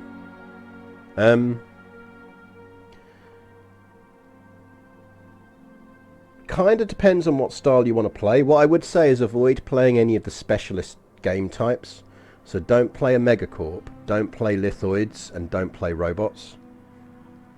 Because they all essentially do different things with the game mechanics. So what you'll essentially be trying to do then is learn how to play the base game. It is easier, but then you don't learn how to do the base game bits. I honestly think you're better off just picking one of the relatively generic races to start with. I mean, there's arguably no harm in rolling your own. Just stay away from anything that sounds crazy. And it's more fun, I find, because you can then roleplay it. Right, so we want to get... They're going to give us association, but we don't know if the others are going to vote for us.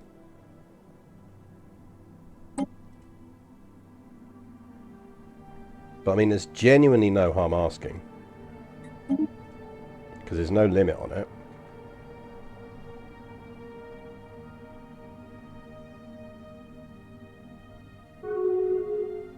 Sweet. Right. That means that none of that Federation can attack us.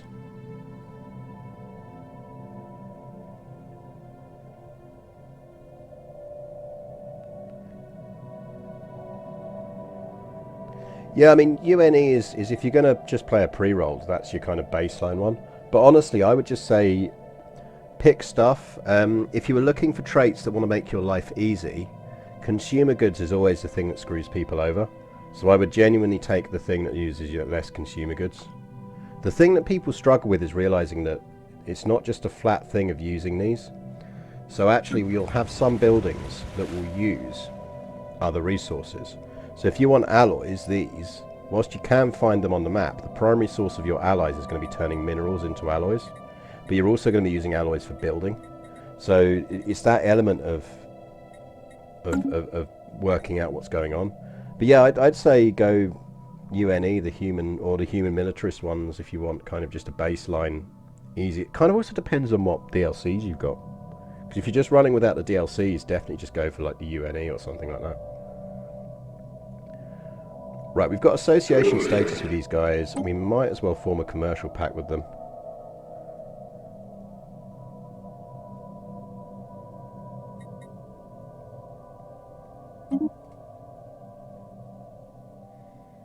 Not convinced on a migration with them.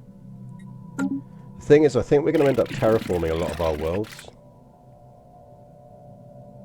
So none of those guys are ocean preference. So I think we'll hold off for now.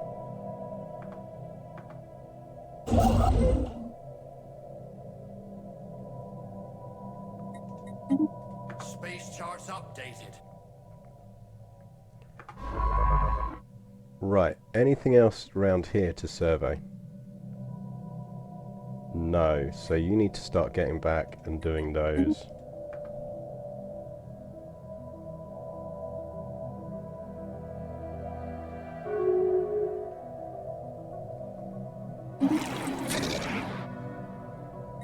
It's a decent amount of money, but it's going to eat into our influence.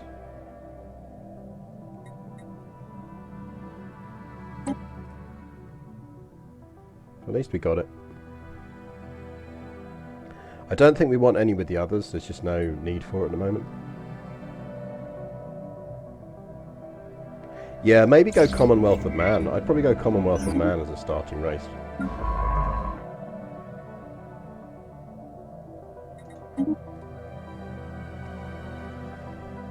Feel free to ask any questions here as well, because it can be a bit daunting. Have they done any decent Stellaris tutorials? Are there actually any out there? Didn't Paradox do a bunch of like how to play Stellaris YouTube videos a while back that explained game concepts? I think they did. I'm sure they did.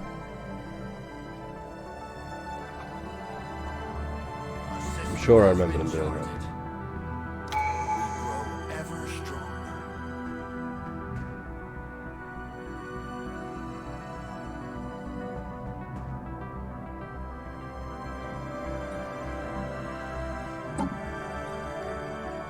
We will probably now take that one, which is the research from Starbase construction. What we want to do is, because we've got a thing in the curator system, so we should actually build a Starbase here. So that can double up as both a science base and our ship construction. Because if you think about it, it's well located for either arm. But priority is definitely seeing how far down here we can push before we hit someone else.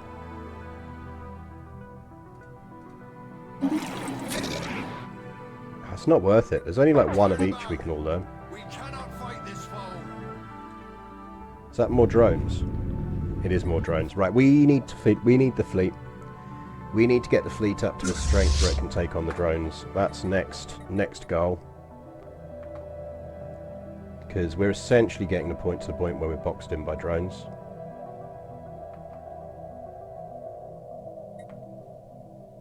So let's deal with our drone issues.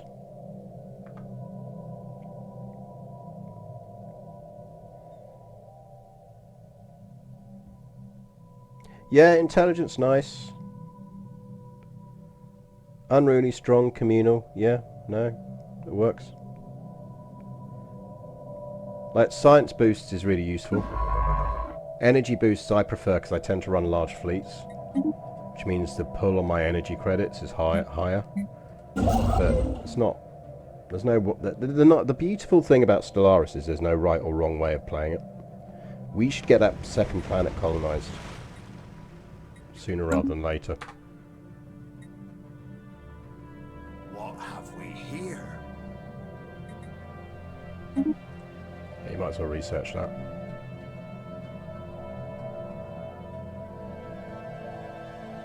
So we need to send a science ship back that way. So you go all the way back here and just start moving back this way, and then we'll start you building there. Because we can't go any further than that at the moment anyway.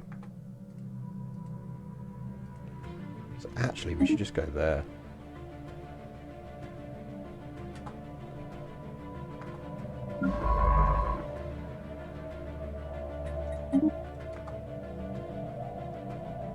Good evening, Pangolin. USS Riker's fine, but we're doing Stellaris this evening.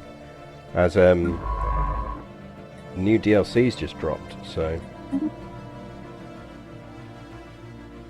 But yeah, we're hitting the point where we need to start clearing out those fleets. So let's start building that up.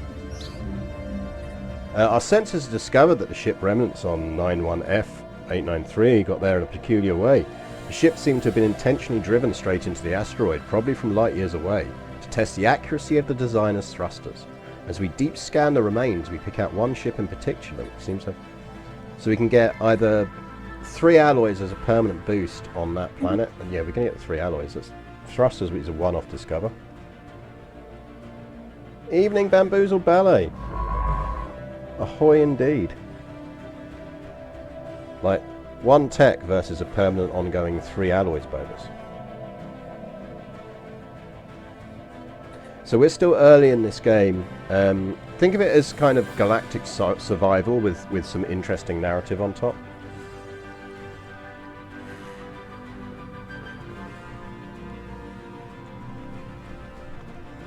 So we are a race of sort of giant space squid called the Storm Rider. That's the race we've created. And we come from an ocean paradise.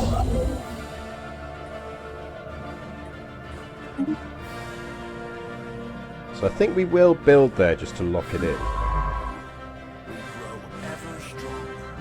And we're in the early kind of expanding our borders. We've already bumped into 3 other races over here. But we managed to kind of block them in slightly, because I think they are naturally meant to have gone down here. And we got there first, which is good.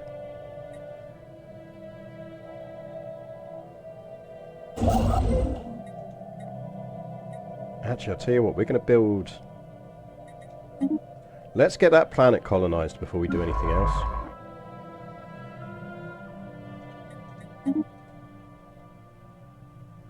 In fact, your anomaly discovery, your survey speed...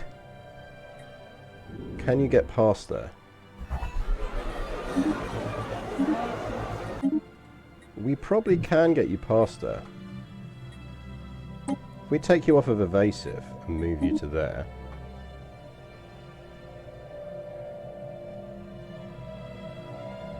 A system has been charted.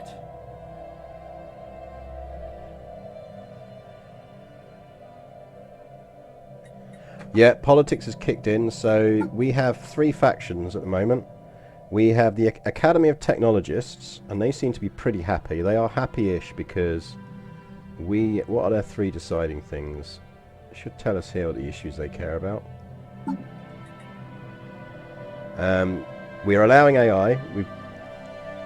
We are staying ahead of the curve in tech. We don't have 3 research treaties, but that costs us a lot of influence to do, so we're not going to do it. And we've got some kind of ancient insight or data cache, so that's fine. The Noble Privileged Vanguard. We're an autocracy in a stratified society. So if we get a subject race, they'll be happy, even happier. The veterans for victory are the ones that are unhappy. And they're unhappy because we haven't conquered any alien planets, we haven't got a rival, and we aren't an overlord of someone. Now those things will come. They will come. So in terms of civics and ethics, just avoid being pacifist because it's going to limit you. I do like Distinguished Admiralty because I think actually it gives you a really clever boost. Yeah, I'd do that. I'd go...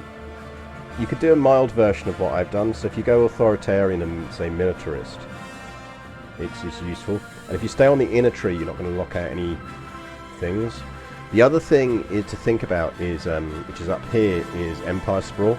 The bureaucracy one that gives you an Empire Sprawl boost is quite useful. Right, he is just adaptable.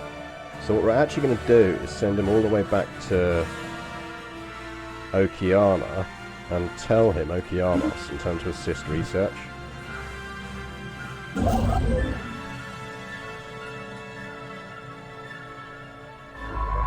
So you were trying to smuggle past the drones.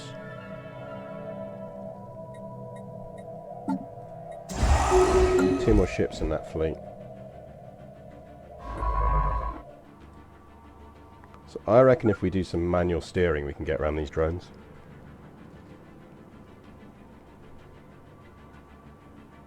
Yeah, pacifist is a kind of play tool thing, or at least play with allies. So you're going much more down a sort of diplomacy route. Because those drones aren't going to move away from that mining station, so we can kind of do a bit of skirting around the edge.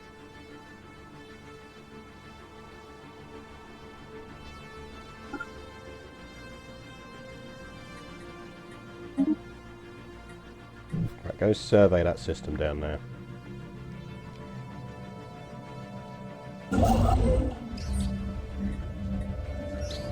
Cascading catastrophe. We did indeed discover life on Eguweek III, but by our actions it has since been eradicated. The microbial creatures which lived in the outer edges of the gas giant's atmosphere, oh, I've not seen this one before, reacted poorly to our deep scans. These frequencies caused each creature's cellular structure to resonate, an effect that then cascaded and spread from gasmite to gasmite. Each was rendered inert soon after. We are now in orbit over the largest graveyard in the universe. That's dark. Can anything be done? I feel like we should do something about that.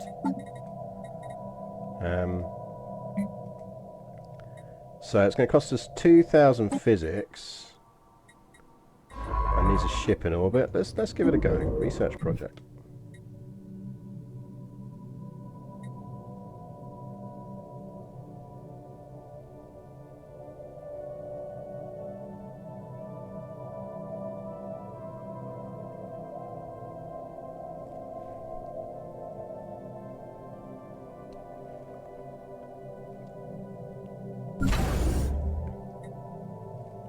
Right, what we do want to do is see if these curators like us enough. That needs 50 opinion, so we need to get our opinion up. We're only at 26 at the moment, so we'll get that in time.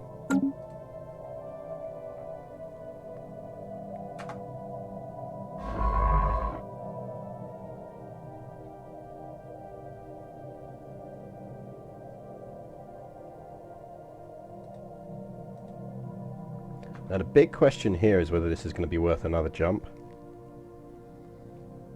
Like, do we jump that system to get to there? Because we're not going to be able to survey it because of the mining drones.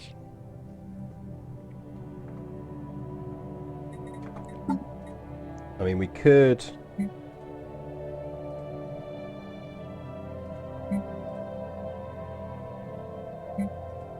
could buy another bunch of alloys and just keep building the fleet up.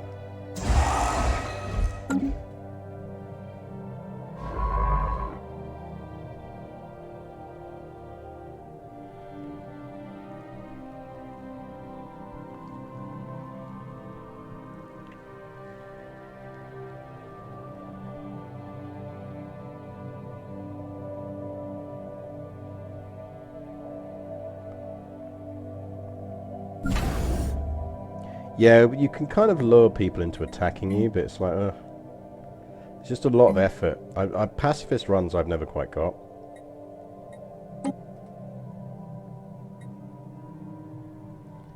Yeah, I mean, there is a black hole there. We know there's a black hole there, so I think we are going to survey that, and we probably will jump it. What have we here?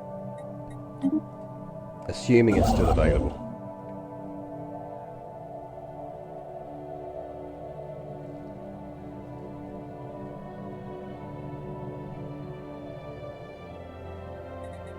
I mean, we're not that far off the fleet potentially being strong enough to take them down. So I do kind of want to get that colonization going on.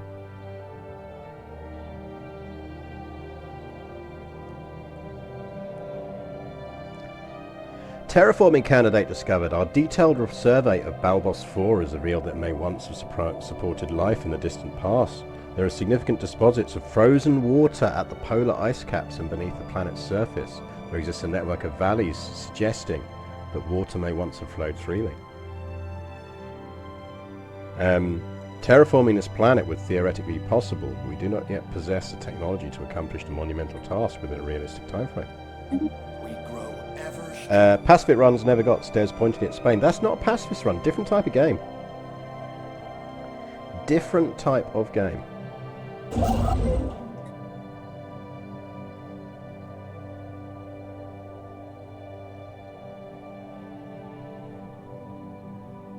Let's build here, because then we are at least prepped for a system jump.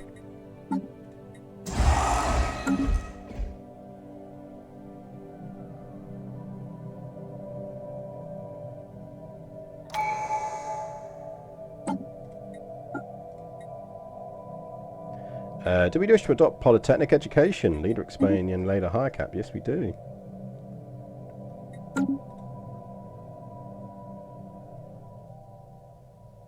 We should get one of our science ships started on the Gruner thing as well. Space charts updated. They wish to speak with us. Why don't you go and start excavating that site? Well, research the anomaly first and then go excavate it. Yeah, you can have an embassy. We grow ever stronger. We grow ever stronger.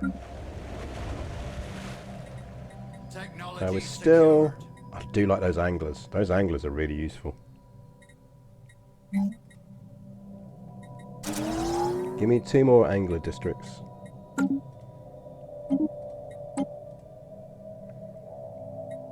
Give me Corvette hull points. Yeah, exactly. Highly focused warfare. That's what we're up to. Right, leave that be for now.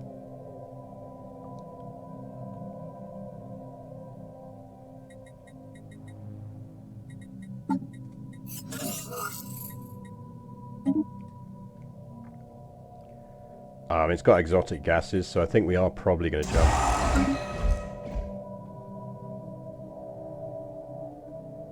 I mean, that said, we're not that far off. If I put a couple of anchorages on here, and we built to fleet 30, we'd have enough to take that out. Our lookouts have detected an anomaly. An anomaly, you say?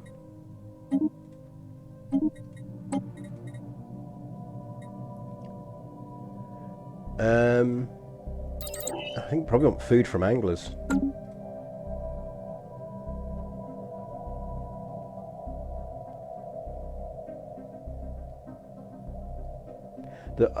Legit, it annoys me that you can't make peace with the Great Khan when he emerges in this. Because every time you chat to him, he's like, look, I just want to be like nice for my, like some space for my people, and I just want everyone to stop seeing us as barbarians. And I always kind of sit there and think, I mean, it's a fair point. No, you go for it, dude. Just don't attack me. So I just wish there was like an option where you could go, totally get where you're coming from. If you won't attack me, I won't attack you. Space charts updated. Right, that actually makes jumping pretty much something we can do straight away, so we'd be silly not to. So we need you, because we got lucky on the event there.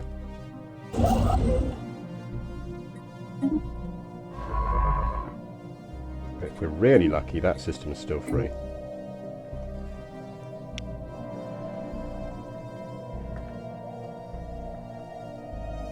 Well, let's find out.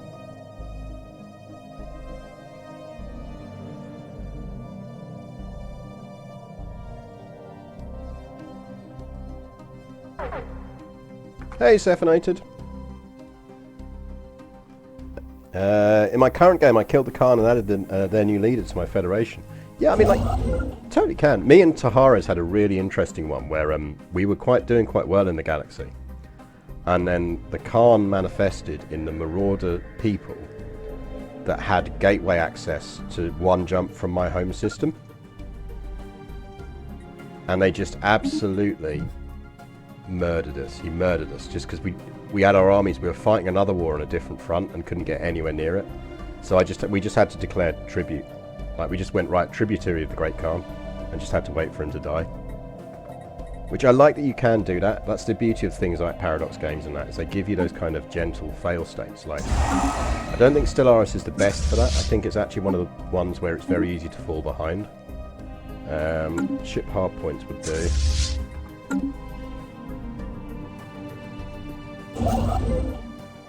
So yeah, we're definitely jumping that, I think. Especially as we got a good chance of getting that.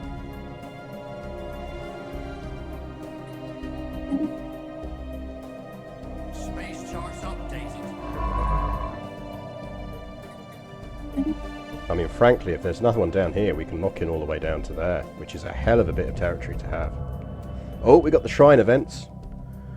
Most of the asteroid has been laser chiseled with great precision into the likeness of a small Storm Rider temple, a large shrine. A shrine to the untold, the great destroyer deity of old storm-ridden faiths. The temple has been tumbling through the quiet of space for far longer than we have been capable of spaceflight, which is disturbing at best. Terrifying at worst. Naturally, Science Officer Mogon urges us to search for more stellar objects. Then a looking we shall go. Ledger of situations amended. We should mark that one on the map. Shrines to the old drops. Track all on the map. Oh, that's nice. They're all in areas we can get to. There's nothing worse than it doing that and one being in, like, Khan territory.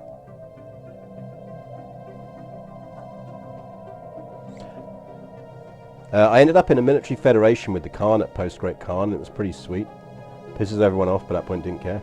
Yeah, I mean, like, once the Khans are gone, you still get, like, some... yeah, the two does say, let sleeping gods lie.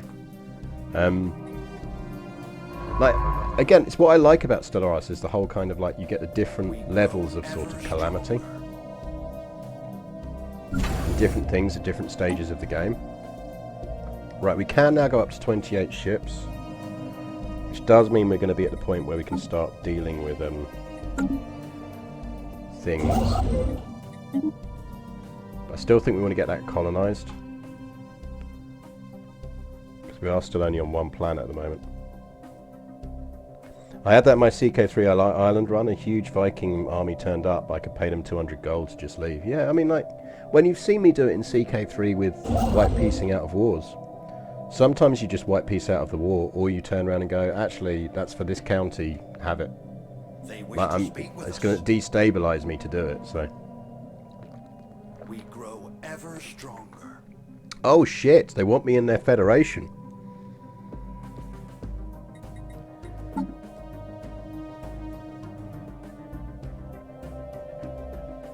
Now the thing is,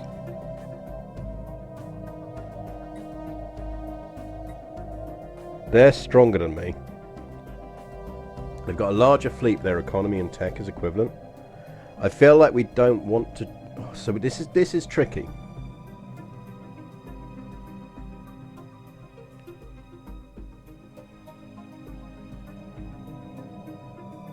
Because we can probably out-economy them, overall. It's blatantly going to be a hegemony. Like, they're hegemonic imperialists, so it's gun and honor-bound warriors, so it's going to be a hegemony.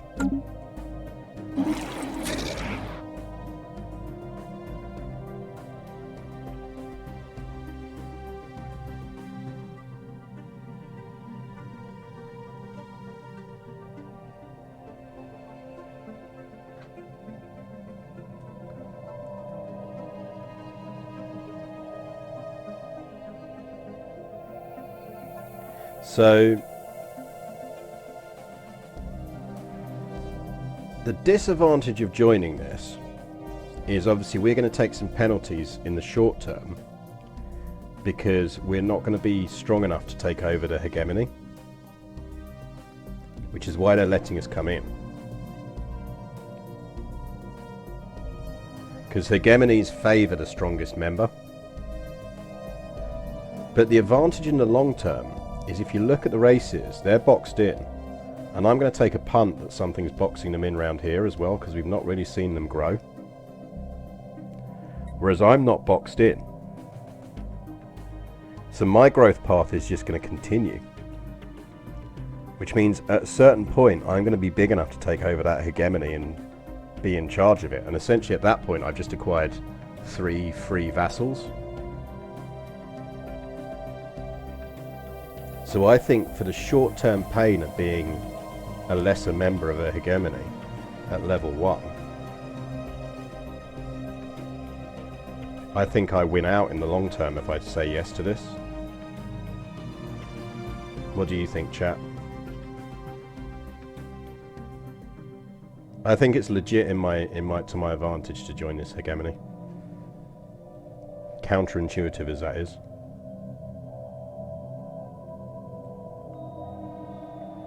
Have a quick think while I just go and grab a glass of wine.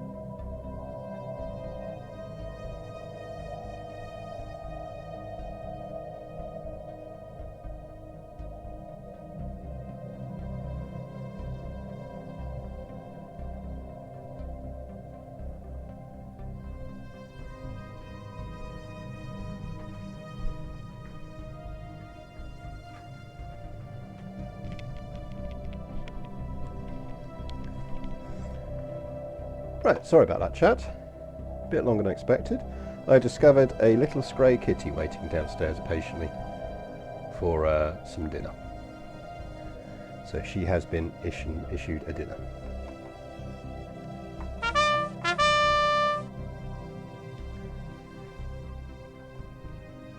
Number Witch, thank you very much for the follow. Very generous of you.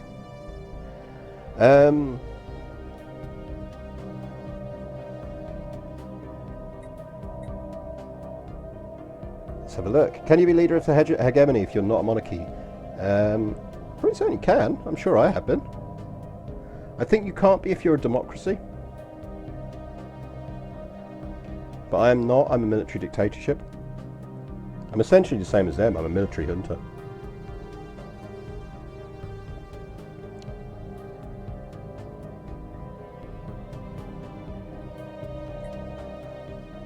So I'm pretty certain I can be a leader of it. What kind of influence will I have on you while you try and outgrow them? Yeah, can their actions stunt your growth? Not excessively. I have to give up some of my naval cap to them. And there's some other minor penalties, but they're not huge. Will joining the hegemony stop you from expanding enough to control it? There are negatives to be assaulted of one. I mean, they are, but yeah, as Taharis says, you can't leave without declaring war, and the leader takes some of your naval capacity. There are also some specific level benefits for both leaders and members. It's succession. Essentially, it's called succession. So you secede, basically, and that's how you get out of it. When you want to get out of it, if you want to get out of it, basically, that's how it works. I mean, I think I'd be kind of silly not to, because they're definitely not going to want me in it when I get strong enough to rule it, and I think they're blocked in and I'm not. Like, I've got all of that with a bunch of planets that eventually I can terraform and colonize. They're stuck with that. Especially as it means I don't even have to worry about building that station up hugely, you know? I think YOLO, we're in.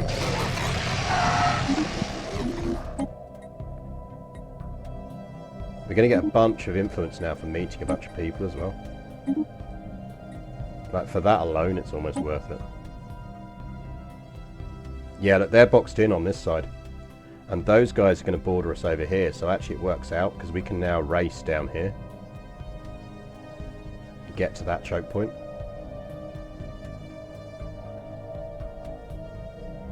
So essentially, we are now in a hegemony. I mean, we're 204 already, and they're only 250. In terms of laws,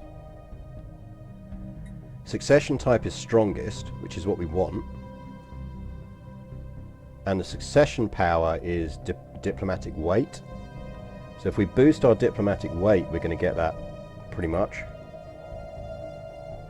And the succession term's every 20 years. So we could push for status change. We could get fleet strength. If we wanted to go down fleet strength, we might even do that.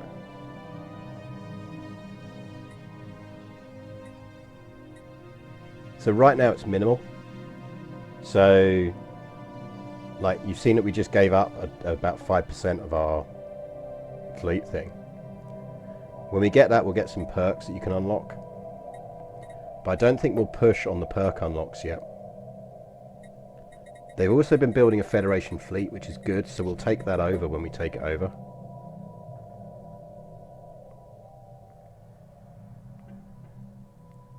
Like, we will outfleet that very quickly. So we might even flip it to fleet in the short term. I think that's a fuck up on the AI's part. It definitely should not have invited me into that. Right, build those mining stations, but then you can go there. What this also means is you, when you finish that, can go there and just start building down there. They wish to speak with us. Pirate treasure! Yar! This asteroid appears to have been used intermittently as a base by a band of alien pirates roughly 1,000 years ago. A small boarding party entered the base and managed to recover their abandoned treasure hoard. It consists largely of stolen trinkets and artifacts. Some of them appear to be of great value. Oh yeah, minor artifacts. Always in favour of some minor artifacts. They wish to speak with us. We will take embassies from anyone who wants one. What we do want to do is let's have a look at what species we know exist now. What we're looking for is ocean worlds. The Ithil. The Ithil are an ocean people.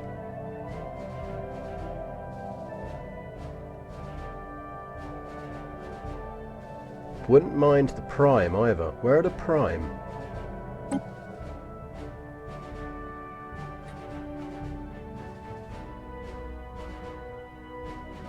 Where are the Prime? Living on 3 planets. Ah, the Prime Continuum. It's the Alpha Refuge. It's one of the ancient caretakers. Interesting.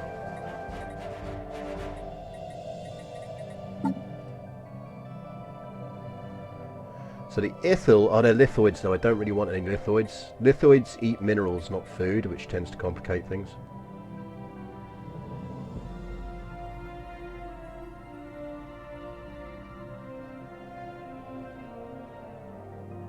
So they're industrious. Level cap. Yeah. Enjoy, Taharas.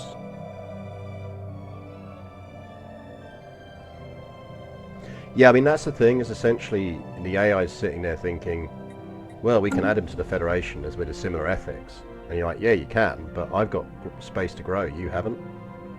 Like, they can go up to Paya. A couple of wormholes there. I mean, that's your target hierarchy, you aren't leaving us.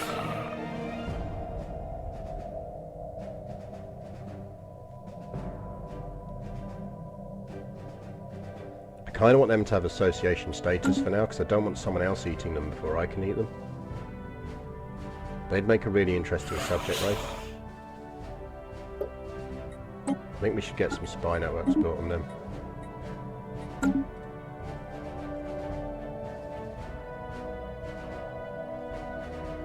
Lithoids should have great ocean world habitability because they just sink to the bottom of the ocean and walk around. Yeah, you're not wrong.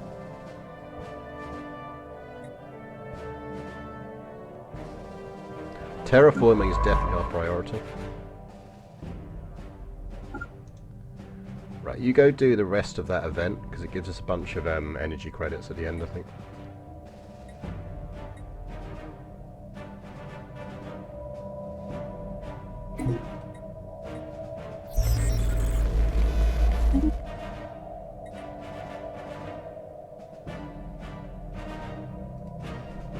So that's traders. Because they've got both a gateway and a wormhole. Problem is, it's a hell of a jump. Because we've got no bordering systems currently.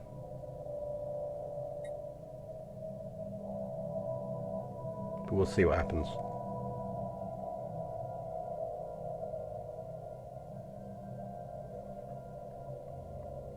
Yeah, but I like that whole colonizing worlds by flinging asteroids at me. Think about it, it's very obvious. Old gods approaching the benefactress. Let's approach the benefactress. Research projects and system.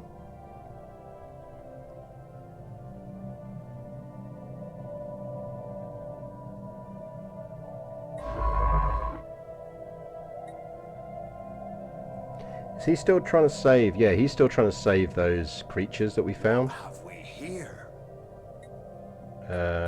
Leave it be for now, because you're over here, aren't you? We do want to push down to there, because I do think we're going to border... Well, that's Prime. Hold up, what we've just encountered and where? Is that one of our neighbours encountering someone?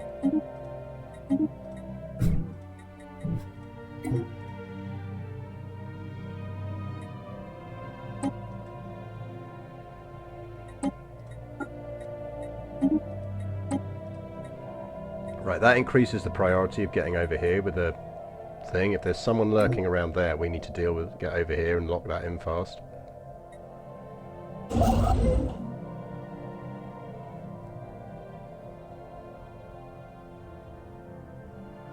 Project done.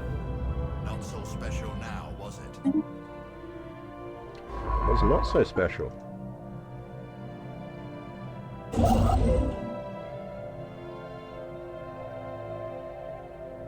So I think this guy builds there, because then we can at least colonize that world.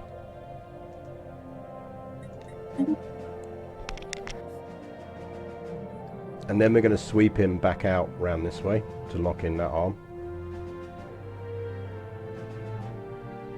And I think the planet we put down there is going to be research and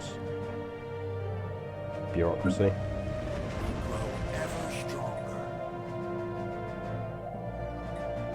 We are losing food. These anglers are fucking amazing. We haven't had to build one commodity building yet. Because of these angler jobs. They wish to speak with us. Which I'm tempted to prioritise.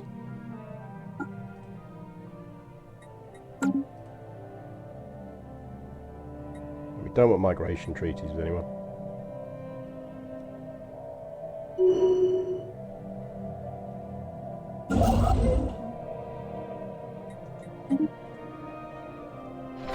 System has been charted.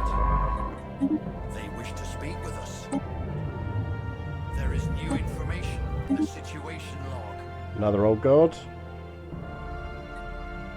Which will be this one.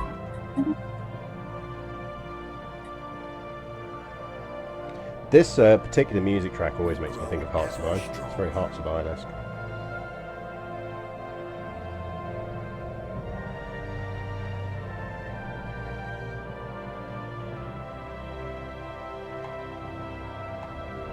Or at least it is to me, anyway. Well, it sounds very Hearts of Iron-esque to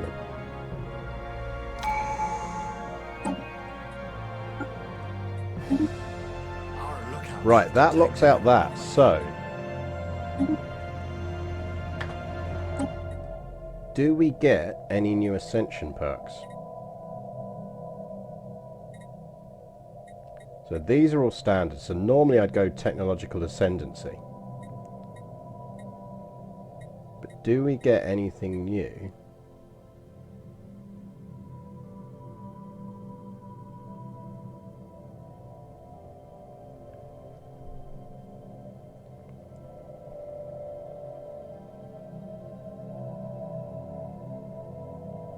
So I think it's just this one up here,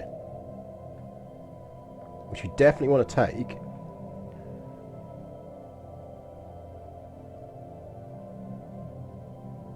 But we need terrestrial sculpting before we can take it. Yeah, I think you're right, Bamboozle Bally. I think it was one of those ones. So I think we take Technological Ascendancy for the research speed boost and those rare techs. So when those rare techs appear, they are lovely. So I think we're taking Tech Ascendancy. Are we still getting our boost from the curators as well? We are. Good, good. Tell us something we don't know.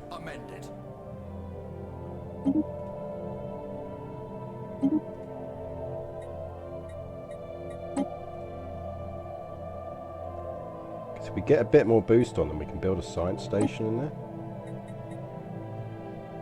There is new information in the situation log.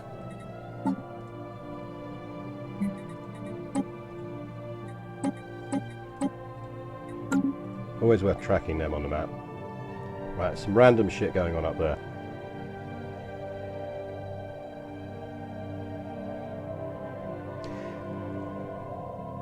My problem with Tech Ascendancy is it just seems like a no-brainer first Ascension perk and it keeps working throughout the game. In all honesty, I completely agree. Like, it's incredibly rare that I don't take Tech Ascendancy as first perk. And that, in a sense, makes it a bit of a game flaw. Because if you're always going to take that one, It's not really a choice thing. Right, let's lock that one in while we're here. Just because we can. Communication from the Prime Continuum. Custodian Protocol 7124 activated. Initiating resource transfer to compliant organic civilization. Message follows.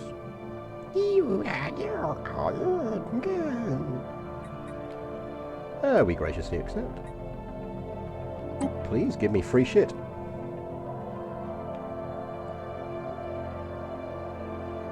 Project done. Old Gods, Shrine to the Percipient. Science Officer Magon has reported back with the ISS Sovereign of War's findings at the Percipient Shrine.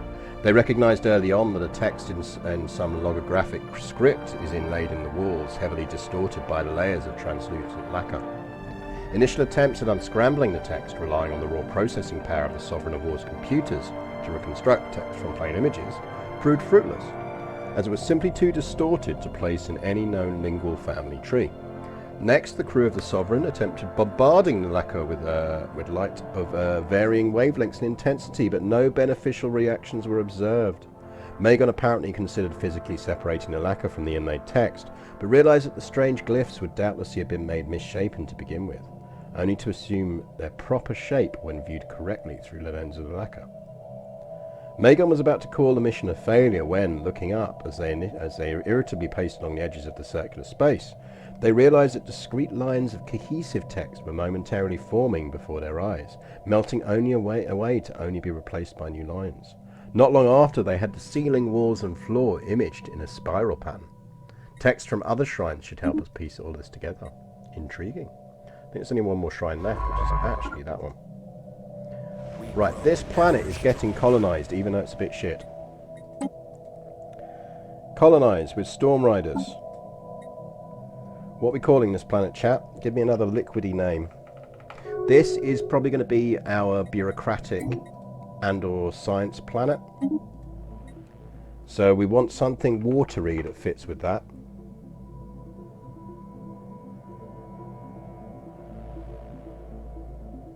Yeah, Dynasty Perks at CK3, Noble Veins is a bit similar. Generally speaking, you always go with Noble Veins first. Unless you've got a specific reason not to. Agua? Yeah, works. Water Ledge is nice. Yeah, let's go Water Ledge, I like that.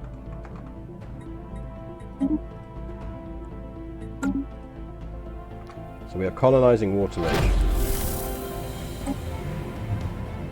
We are being contacted by aliens. Was that just us finding the mining drones? Was that all that event was? That bizarre.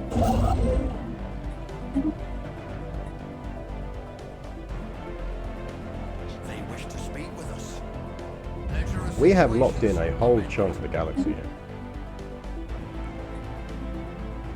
But they are approaching the Undaunted.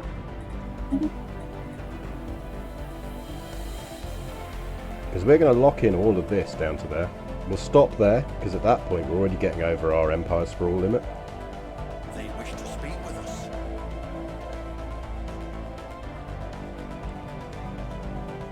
Our hegemonic buddies are trying to give us things, but we just don't want to benefit them.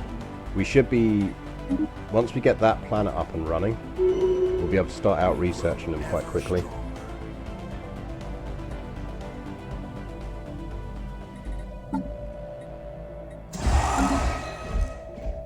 They wish to speak with us. So the fleet is building out. Project done. Not so special now, was it? The complete doctrine of the gods, for that is what we recovered texts have to be regarded as, dwarfing the fairy tale scraps upon which the old Storm Rider religions were founded, is as shockingly revelatory as it is revolutionary. With only a little bit of creative interpretation, it's clear that the people of Okeanos were meant for great things, guided by the strong hand of a religious leader. Our path is one to godhood, but our past is littered with prophecies unfulfilled and sin born of ignorance. Redemption is ephemeral. So we can suppress the findings and gain some influence. We can monetize the findings and gain a chunk of energy. We can learn from it and we can get some research. Or we walk in the footsteps of the divine, which means we gain a ton of unity. But we do shift in ethics towards spiritualist, and I'm not convinced we want to be spiritualist.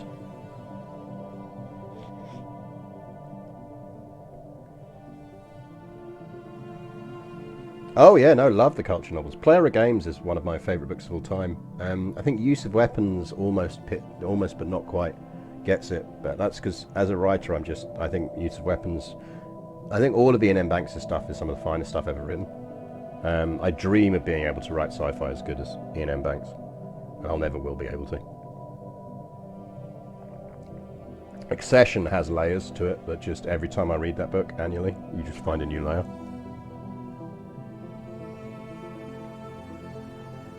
I need to read Hydrogen Sonata again. I've only read about once. I should read that again. I remember enjoying it.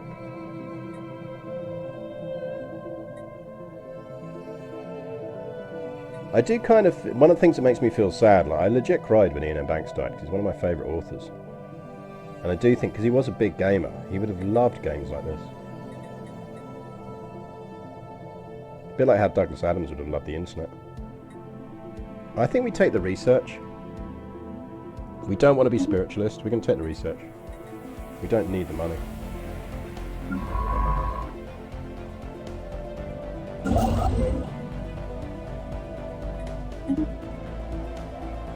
We are being contacted by aliens. I think Consider Fleavers, to me, is not as good. I think it's great, but I think it's much rawer, and that's understandable because obviously it's one of the early ones. So he's still mentally defining the universe. Yeah, I mean, but Use of Weapons, the narrative structure in it is phenomenal. And I've played around with similar things in short stories, but I'd never be brave enough to do it in a full novel. Just the way it works, and the reveal when it comes is just phenomenal. I read... Use of Weapons was the first one I actually read, and I read it when I was 13, and it just absolutely blew my mind. My sister bought it for me for Christmas and said, "Oh, you're probably a bit young for this, but I think you'll really like it." And I just did. It just utterly blew my mind. Player of Games does feel a bit standalone, but I think it's... You know, it's the one where his love of gaming really comes through as well. So we managed to do it. Miraculously, once our scientists installed the proper modifications on our vessel, they were able to recreate the initial cascade. This time the effect was different and life started springing back up all over Eggerwick in a great wave. Yay! So we got some research and we got 6 boost on that. Nice.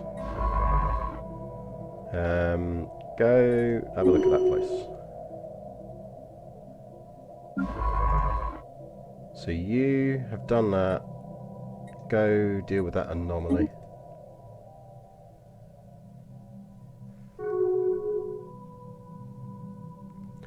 His non-M books I can take or leave. My wife absolutely adores his non-M stuff. Arguably more than she likes his M stuff. In fact, it's all on the fiction bookcase, which is the one you don't normally see. Let me flip you in. So, welcome, hello, hi. I think Chroma Cam's blurring the background again. Let me unblur the background. There we go. Well, random book, there you go. Random book will come off of that bookcase today then, which is one of the fiction bookcases. The 2 major fiction bookcases are actually in the other room, but the prestige fiction bookcase is in this room.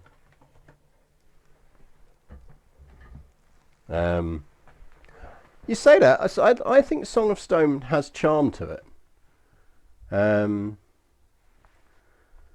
I think it has charm. I don't think it's his best.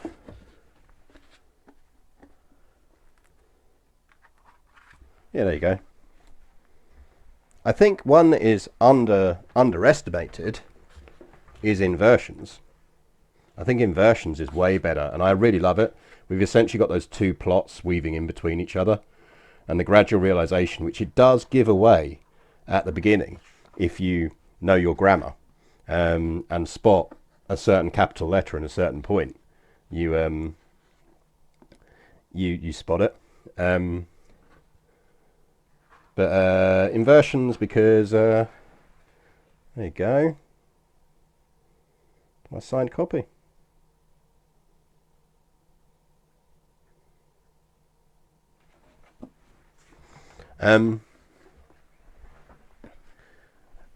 The business is better than it has any rights to be.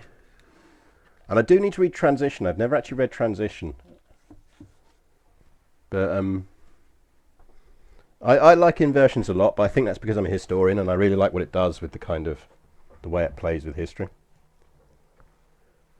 But yeah, incredible, man.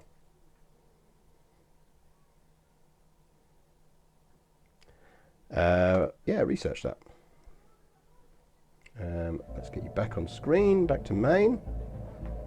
My glasses on for a bit. I should have shaved. I didn't think about shaving today.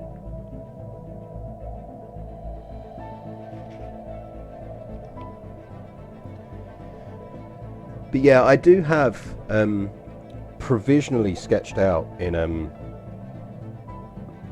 one of my various book folders of ideas. I do have a grand sort of space thing in the spirit of M. Banks kind of sketched out. Needs a lot more mental work. A lot more mental work before I kind of flesh it out. And I want to get the mystical London Underground book is the one I'm working on at the moment, which if I keep writing at the speed I'm writing should be finished by spring next year.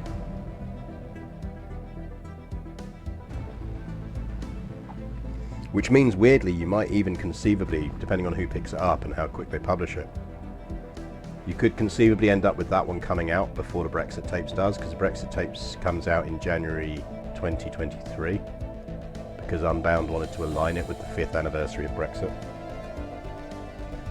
And obviously I don't have control over the publishing date, so... and I get it. I get the idea that they want to line it up with that. But, yeah. So, you could theoretically get my second novel coming out before my first novel, depending on how quickly I finish it. But that also depends on whether it gets picked up or not. There are a couple of people sniffing around it, which my literary agent is keeping warm. But worst case, I just do it via Unbound again. I know they'd take a second one off of me. And I basically had their fastest, one of their fastest books of all time, so they are quite keen on me writing stuff for them. But I do find that I write better when I'm not working under an active deadline. Don't ask me why, I just do. Plus I've got to finish off, so next month I've got to finish off The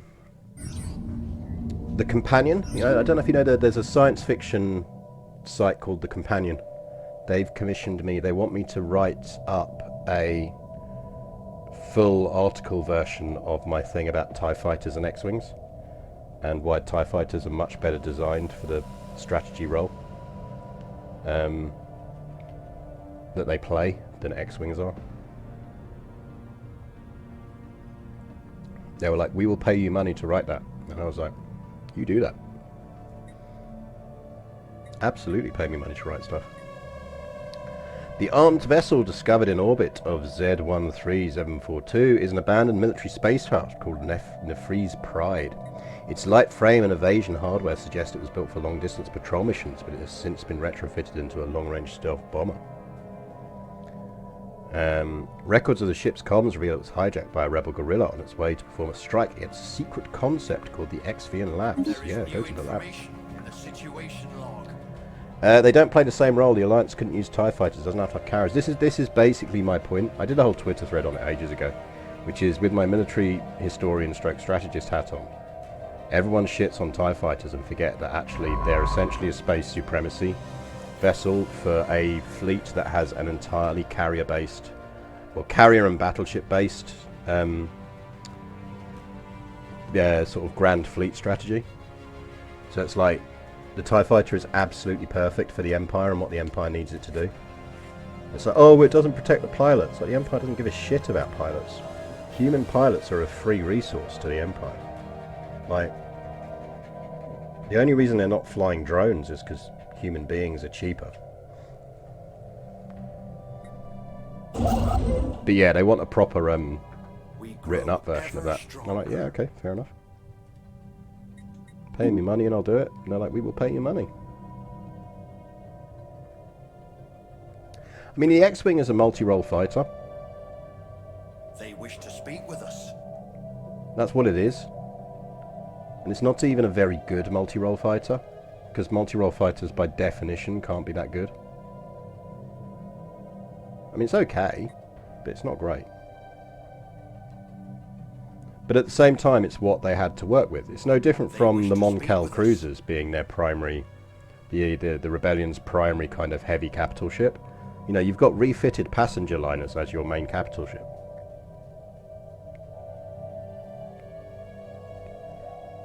So the X-Wing kind of makes sense for a Rebellion. We grow ever stronger. Absolutely doesn't make sense once they become a Republic, but there we go. We would like to extend our deal, which I think actually pushes us to the point where they'd consider letting us set up a research station. Would you let us establish a mutual think cap? Yes, yes, such a facility would benefit the advancement of galactic science. You may build this think tank at your starbase in the system you share with us. Excellent. Please.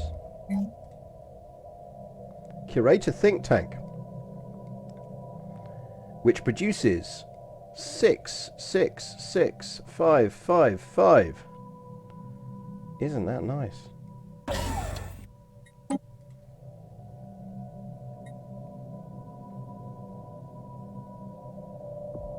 Yeah, exactly. It's not the best ship, but it's what we have.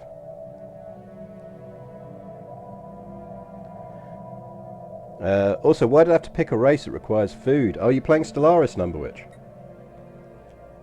Food is the best. I'm very much enjoying the Aquatics with their anglers. The anglers are amazing.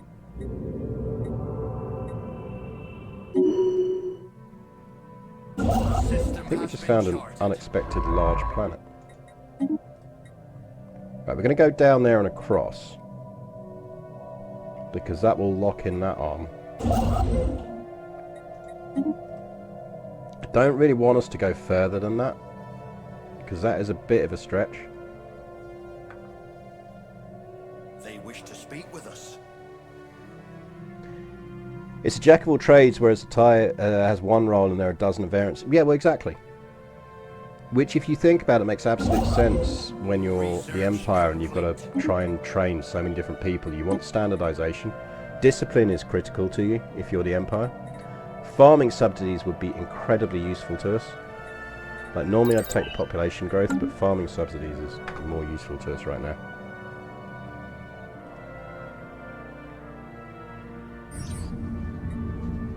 There is new information in the situation. Alien mural. Actually, you might as well translate that while you're there. Right, go build that. Land ho! A new colony is underway. Land ho! The TIE fighters do exceptionally well. My favourite one to point out is everyone goes on about how the X-Wing is a superior fighter in one-on-one dogfights, blah blah blah. And A, you miss the thing that actually in real war one-on-one combats don't really happen. It's a bit like going, oh, the Tiger tank is a better tank than the Sherman tank one-on-one. So yeah, but life isn't a video game. Things don't fight each other one-on-one in the real world. And even when you get to that level of stuff, a surprise catch. Ooh, we got an asset. Nice. Like, go back and count how many fucking X-Wings fly away from the Death Star in Star Wars, in A New Hope. And then tell me about the frickin' how the TIEs are nowhere near as good as X-Wings. Like, the TIEs are taking names against in that fight above the Death Star. The only reason they don't win entirely over the Death Star is because Tarkin absolutely fucks up his tactics and doesn't send in a full TIE swarm. He only sends in a few picket ships, essentially, and by the time he starts flogging in the other fighters and Vader goes in himself, it's too late.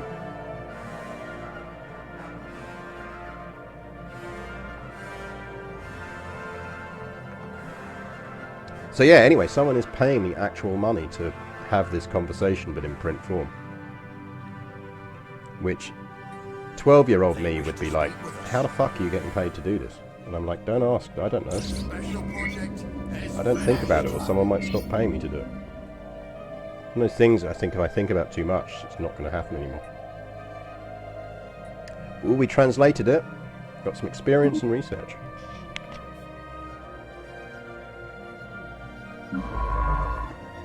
Well, on that note, if you've got interesting bits in any of the literature that comes with the minigame, do scan it or photo it and send it to me. If it's good fodder for the article, like, I'd love to have it.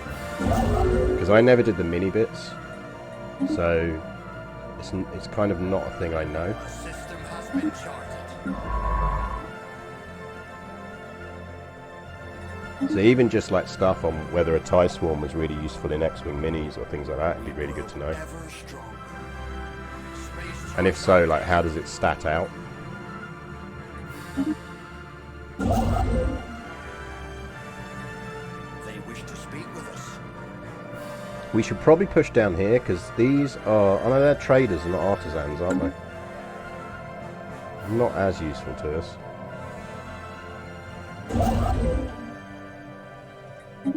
Let's start locking in this arm.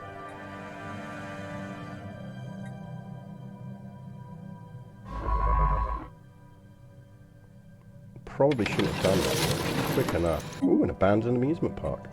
Research complete. Right, we've got some Corvette hull points, which is good. I think we will take afterburners next. I do like our different skin tones, that's quite cool.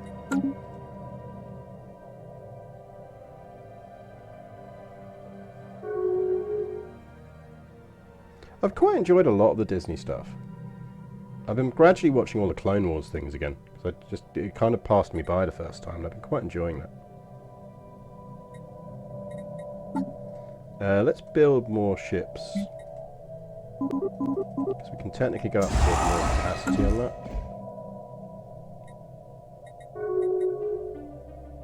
Special project is finished. Our scientists have returned from the XVN labs unscathed with footage collected from the facility's security cameras. It shows lab scientists bound and gagged as guerrilla soldiers pry open the weapons strongbox. But they're dismayed, the box is empty. Only minutes later, the rebels can be seen writhing on the floor in intense agony, dark patches swelling across their bodies, then their skin rips and the grey, unidentifiable matter spills out. The matter continues to expand, swirling hypnotically around them, until one of the scientists activates the emergency system.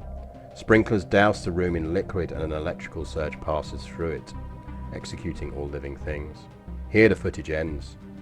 Our crew can confirm that the strongbox was empty. Spooky indeed. You get some nanomechanics though, which is nice.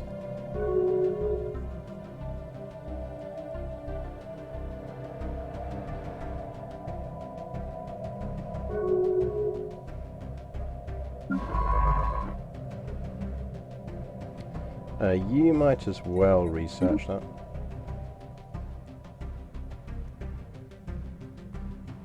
So the Ithil administration closed their borders to us. To speak with us.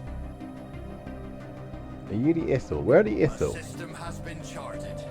Oh, it's these dudes. We should probably rival them. Can we rival them? We need worse relations with them. Let's... Because rivaling them would boost our influence. Harm relations.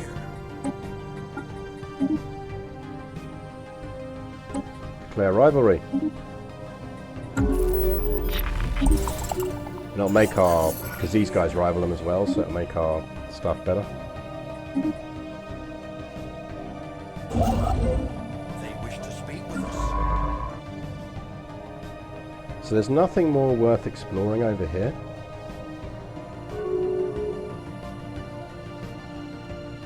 They wish to speak with us. Water ledge is coming along. Got improved deflectors now. It's not really... I know people go for it, but it's not actually that useful. Probably take the research just so it's done. The Ithil have rivaled us, so that's good. Space charts updated. Keep surveying down there, because we'll just check. Because if we can get to the second one, we then... fine. Or even just to that one. Like, we might as well carry on looking down that way to see if there's anything interesting. But we don't necessarily need to expand beyond that point for now. They wish to speak with us. We can upgrade the fleet because I'll get better Grow deflectors. ever stronger. As the ISS Sovereign of War passed through the asteroid belt on its way to DTILF 233D, Science Officer Magon reported that the ship experienced a number of sudden gravitational shifts. Wow. Some research there.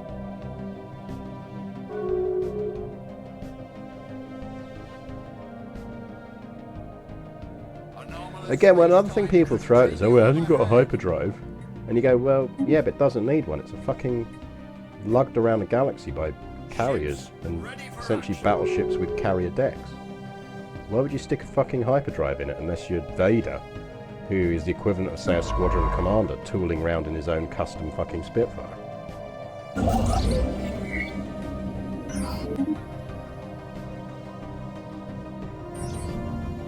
There is new information on the situation.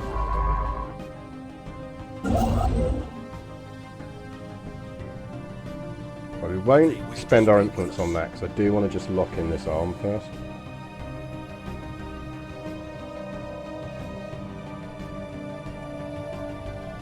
It's a benefit to not have hyperdrives because they can't defect. I mean, exactly.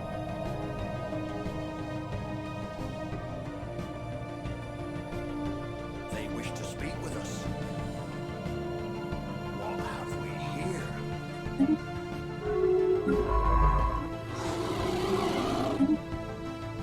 We should probably send one of these ships up this way. A new colony has been founded.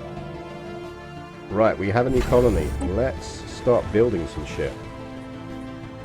So you got good farm districts. So we probably are going to make this a farming world. They wish to speak Lots of with things us. going on. Let's pause for a second. Our first building, though, is actually going to be an admin office. We can have a district as well. Speaking of, well, we've still got plenty of housing there. So we're alright. A couple of districts. Let's find out who you are.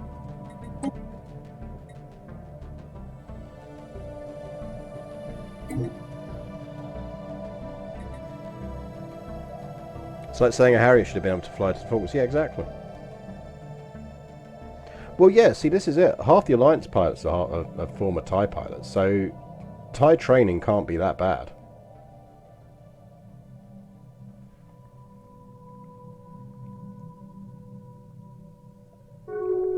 Also, flyboys have a disproportionate power within the Rebel Alliance Navy.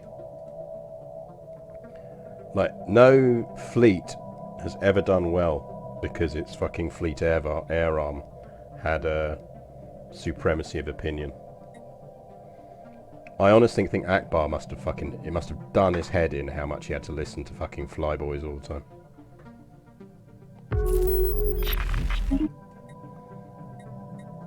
that another new Intellectual contact? booty. We Oh yeah, grow over here. ever stronger. Yeah, let's not pull the person off the spy network. Farming subsidies is good. I think we will take the pop growth speed now, because we are starting to try and move into an expansion period. We're going to build another district. Whoa, the Omicron aliens just got wiped out. They didn't exist for long.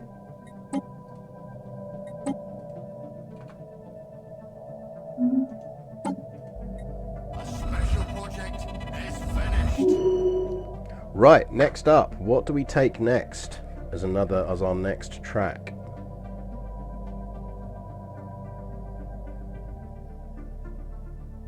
When your fleet in being strategy requires standoff engagements through long-range fighters, your air arm is going to have a lot of influence. Yeah, but that's why your fleet in being strategy should never rely on long-range fighters. Because then you don't have a fleet in being strategy. What you essentially have is, what did the RAF try and call it? Global umbrella. Which is where you essentially, they did it before the Falklands, and then they were kind of killing off the fleet, trying to kill off the fleet air arm. They would draw pretty maps of the world and then map on like the Vulcan bombers range with fuelers, and draw big concentric circles and go, why do you need a naval fleet air arm? Look how far all of our planes can get. Whilst calmly skipping over all of the fucking logistical issues of doing that and how that is not in any way an ability to project power.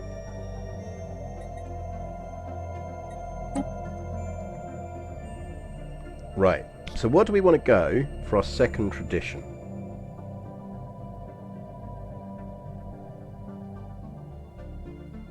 I almost feel like it's in our interest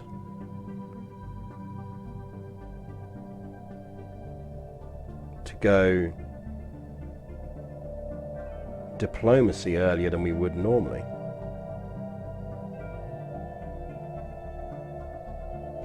Well, that's it. It's the crabs being crabs.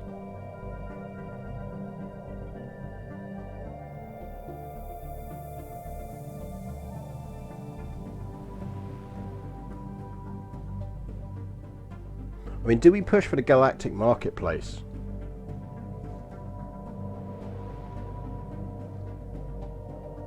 Well, this is it, but wars are won by sustainable operations. They're not won by single-staged events.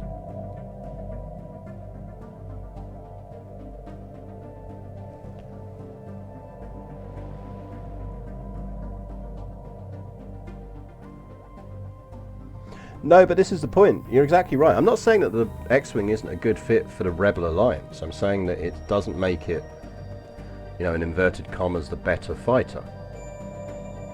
I think actually both the Rebels and the Empire have the right setup for them at the time. Where it amuses me is once you get, less so obviously now since Disney have redone the canon, but certainly in the extended universe, when you had the New Republic tooling around still using fucking X-Wings everywhere, you're like, no, now you're just in love with the flyboy thing.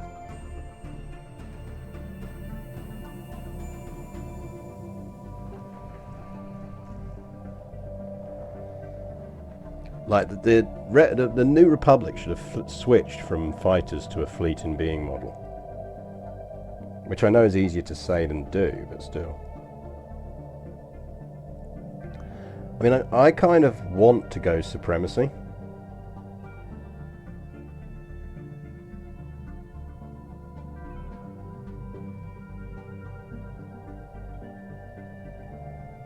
But I'm not sure it's the right choice. I feel like we want to go down one of the paths that's going to lead us to transcend and take over this hegemony as quick as possible.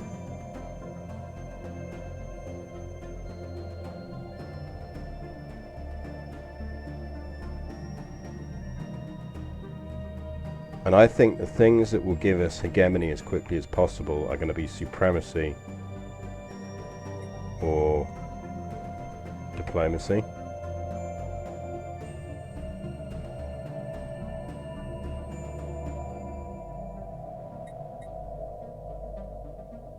Let's go supremacy.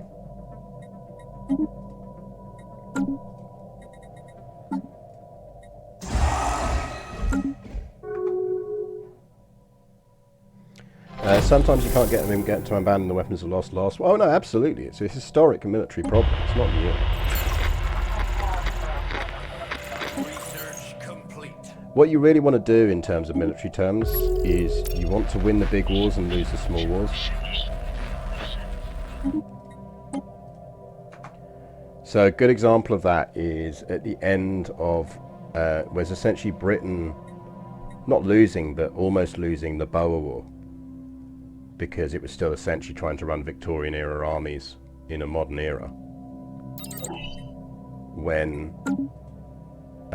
Therefore, the British Army was forced to massively reform how it operated and how it was set up, which then meant by the time it hit the First World War, it was arguably the best prepared fighting force for such a war in Europe.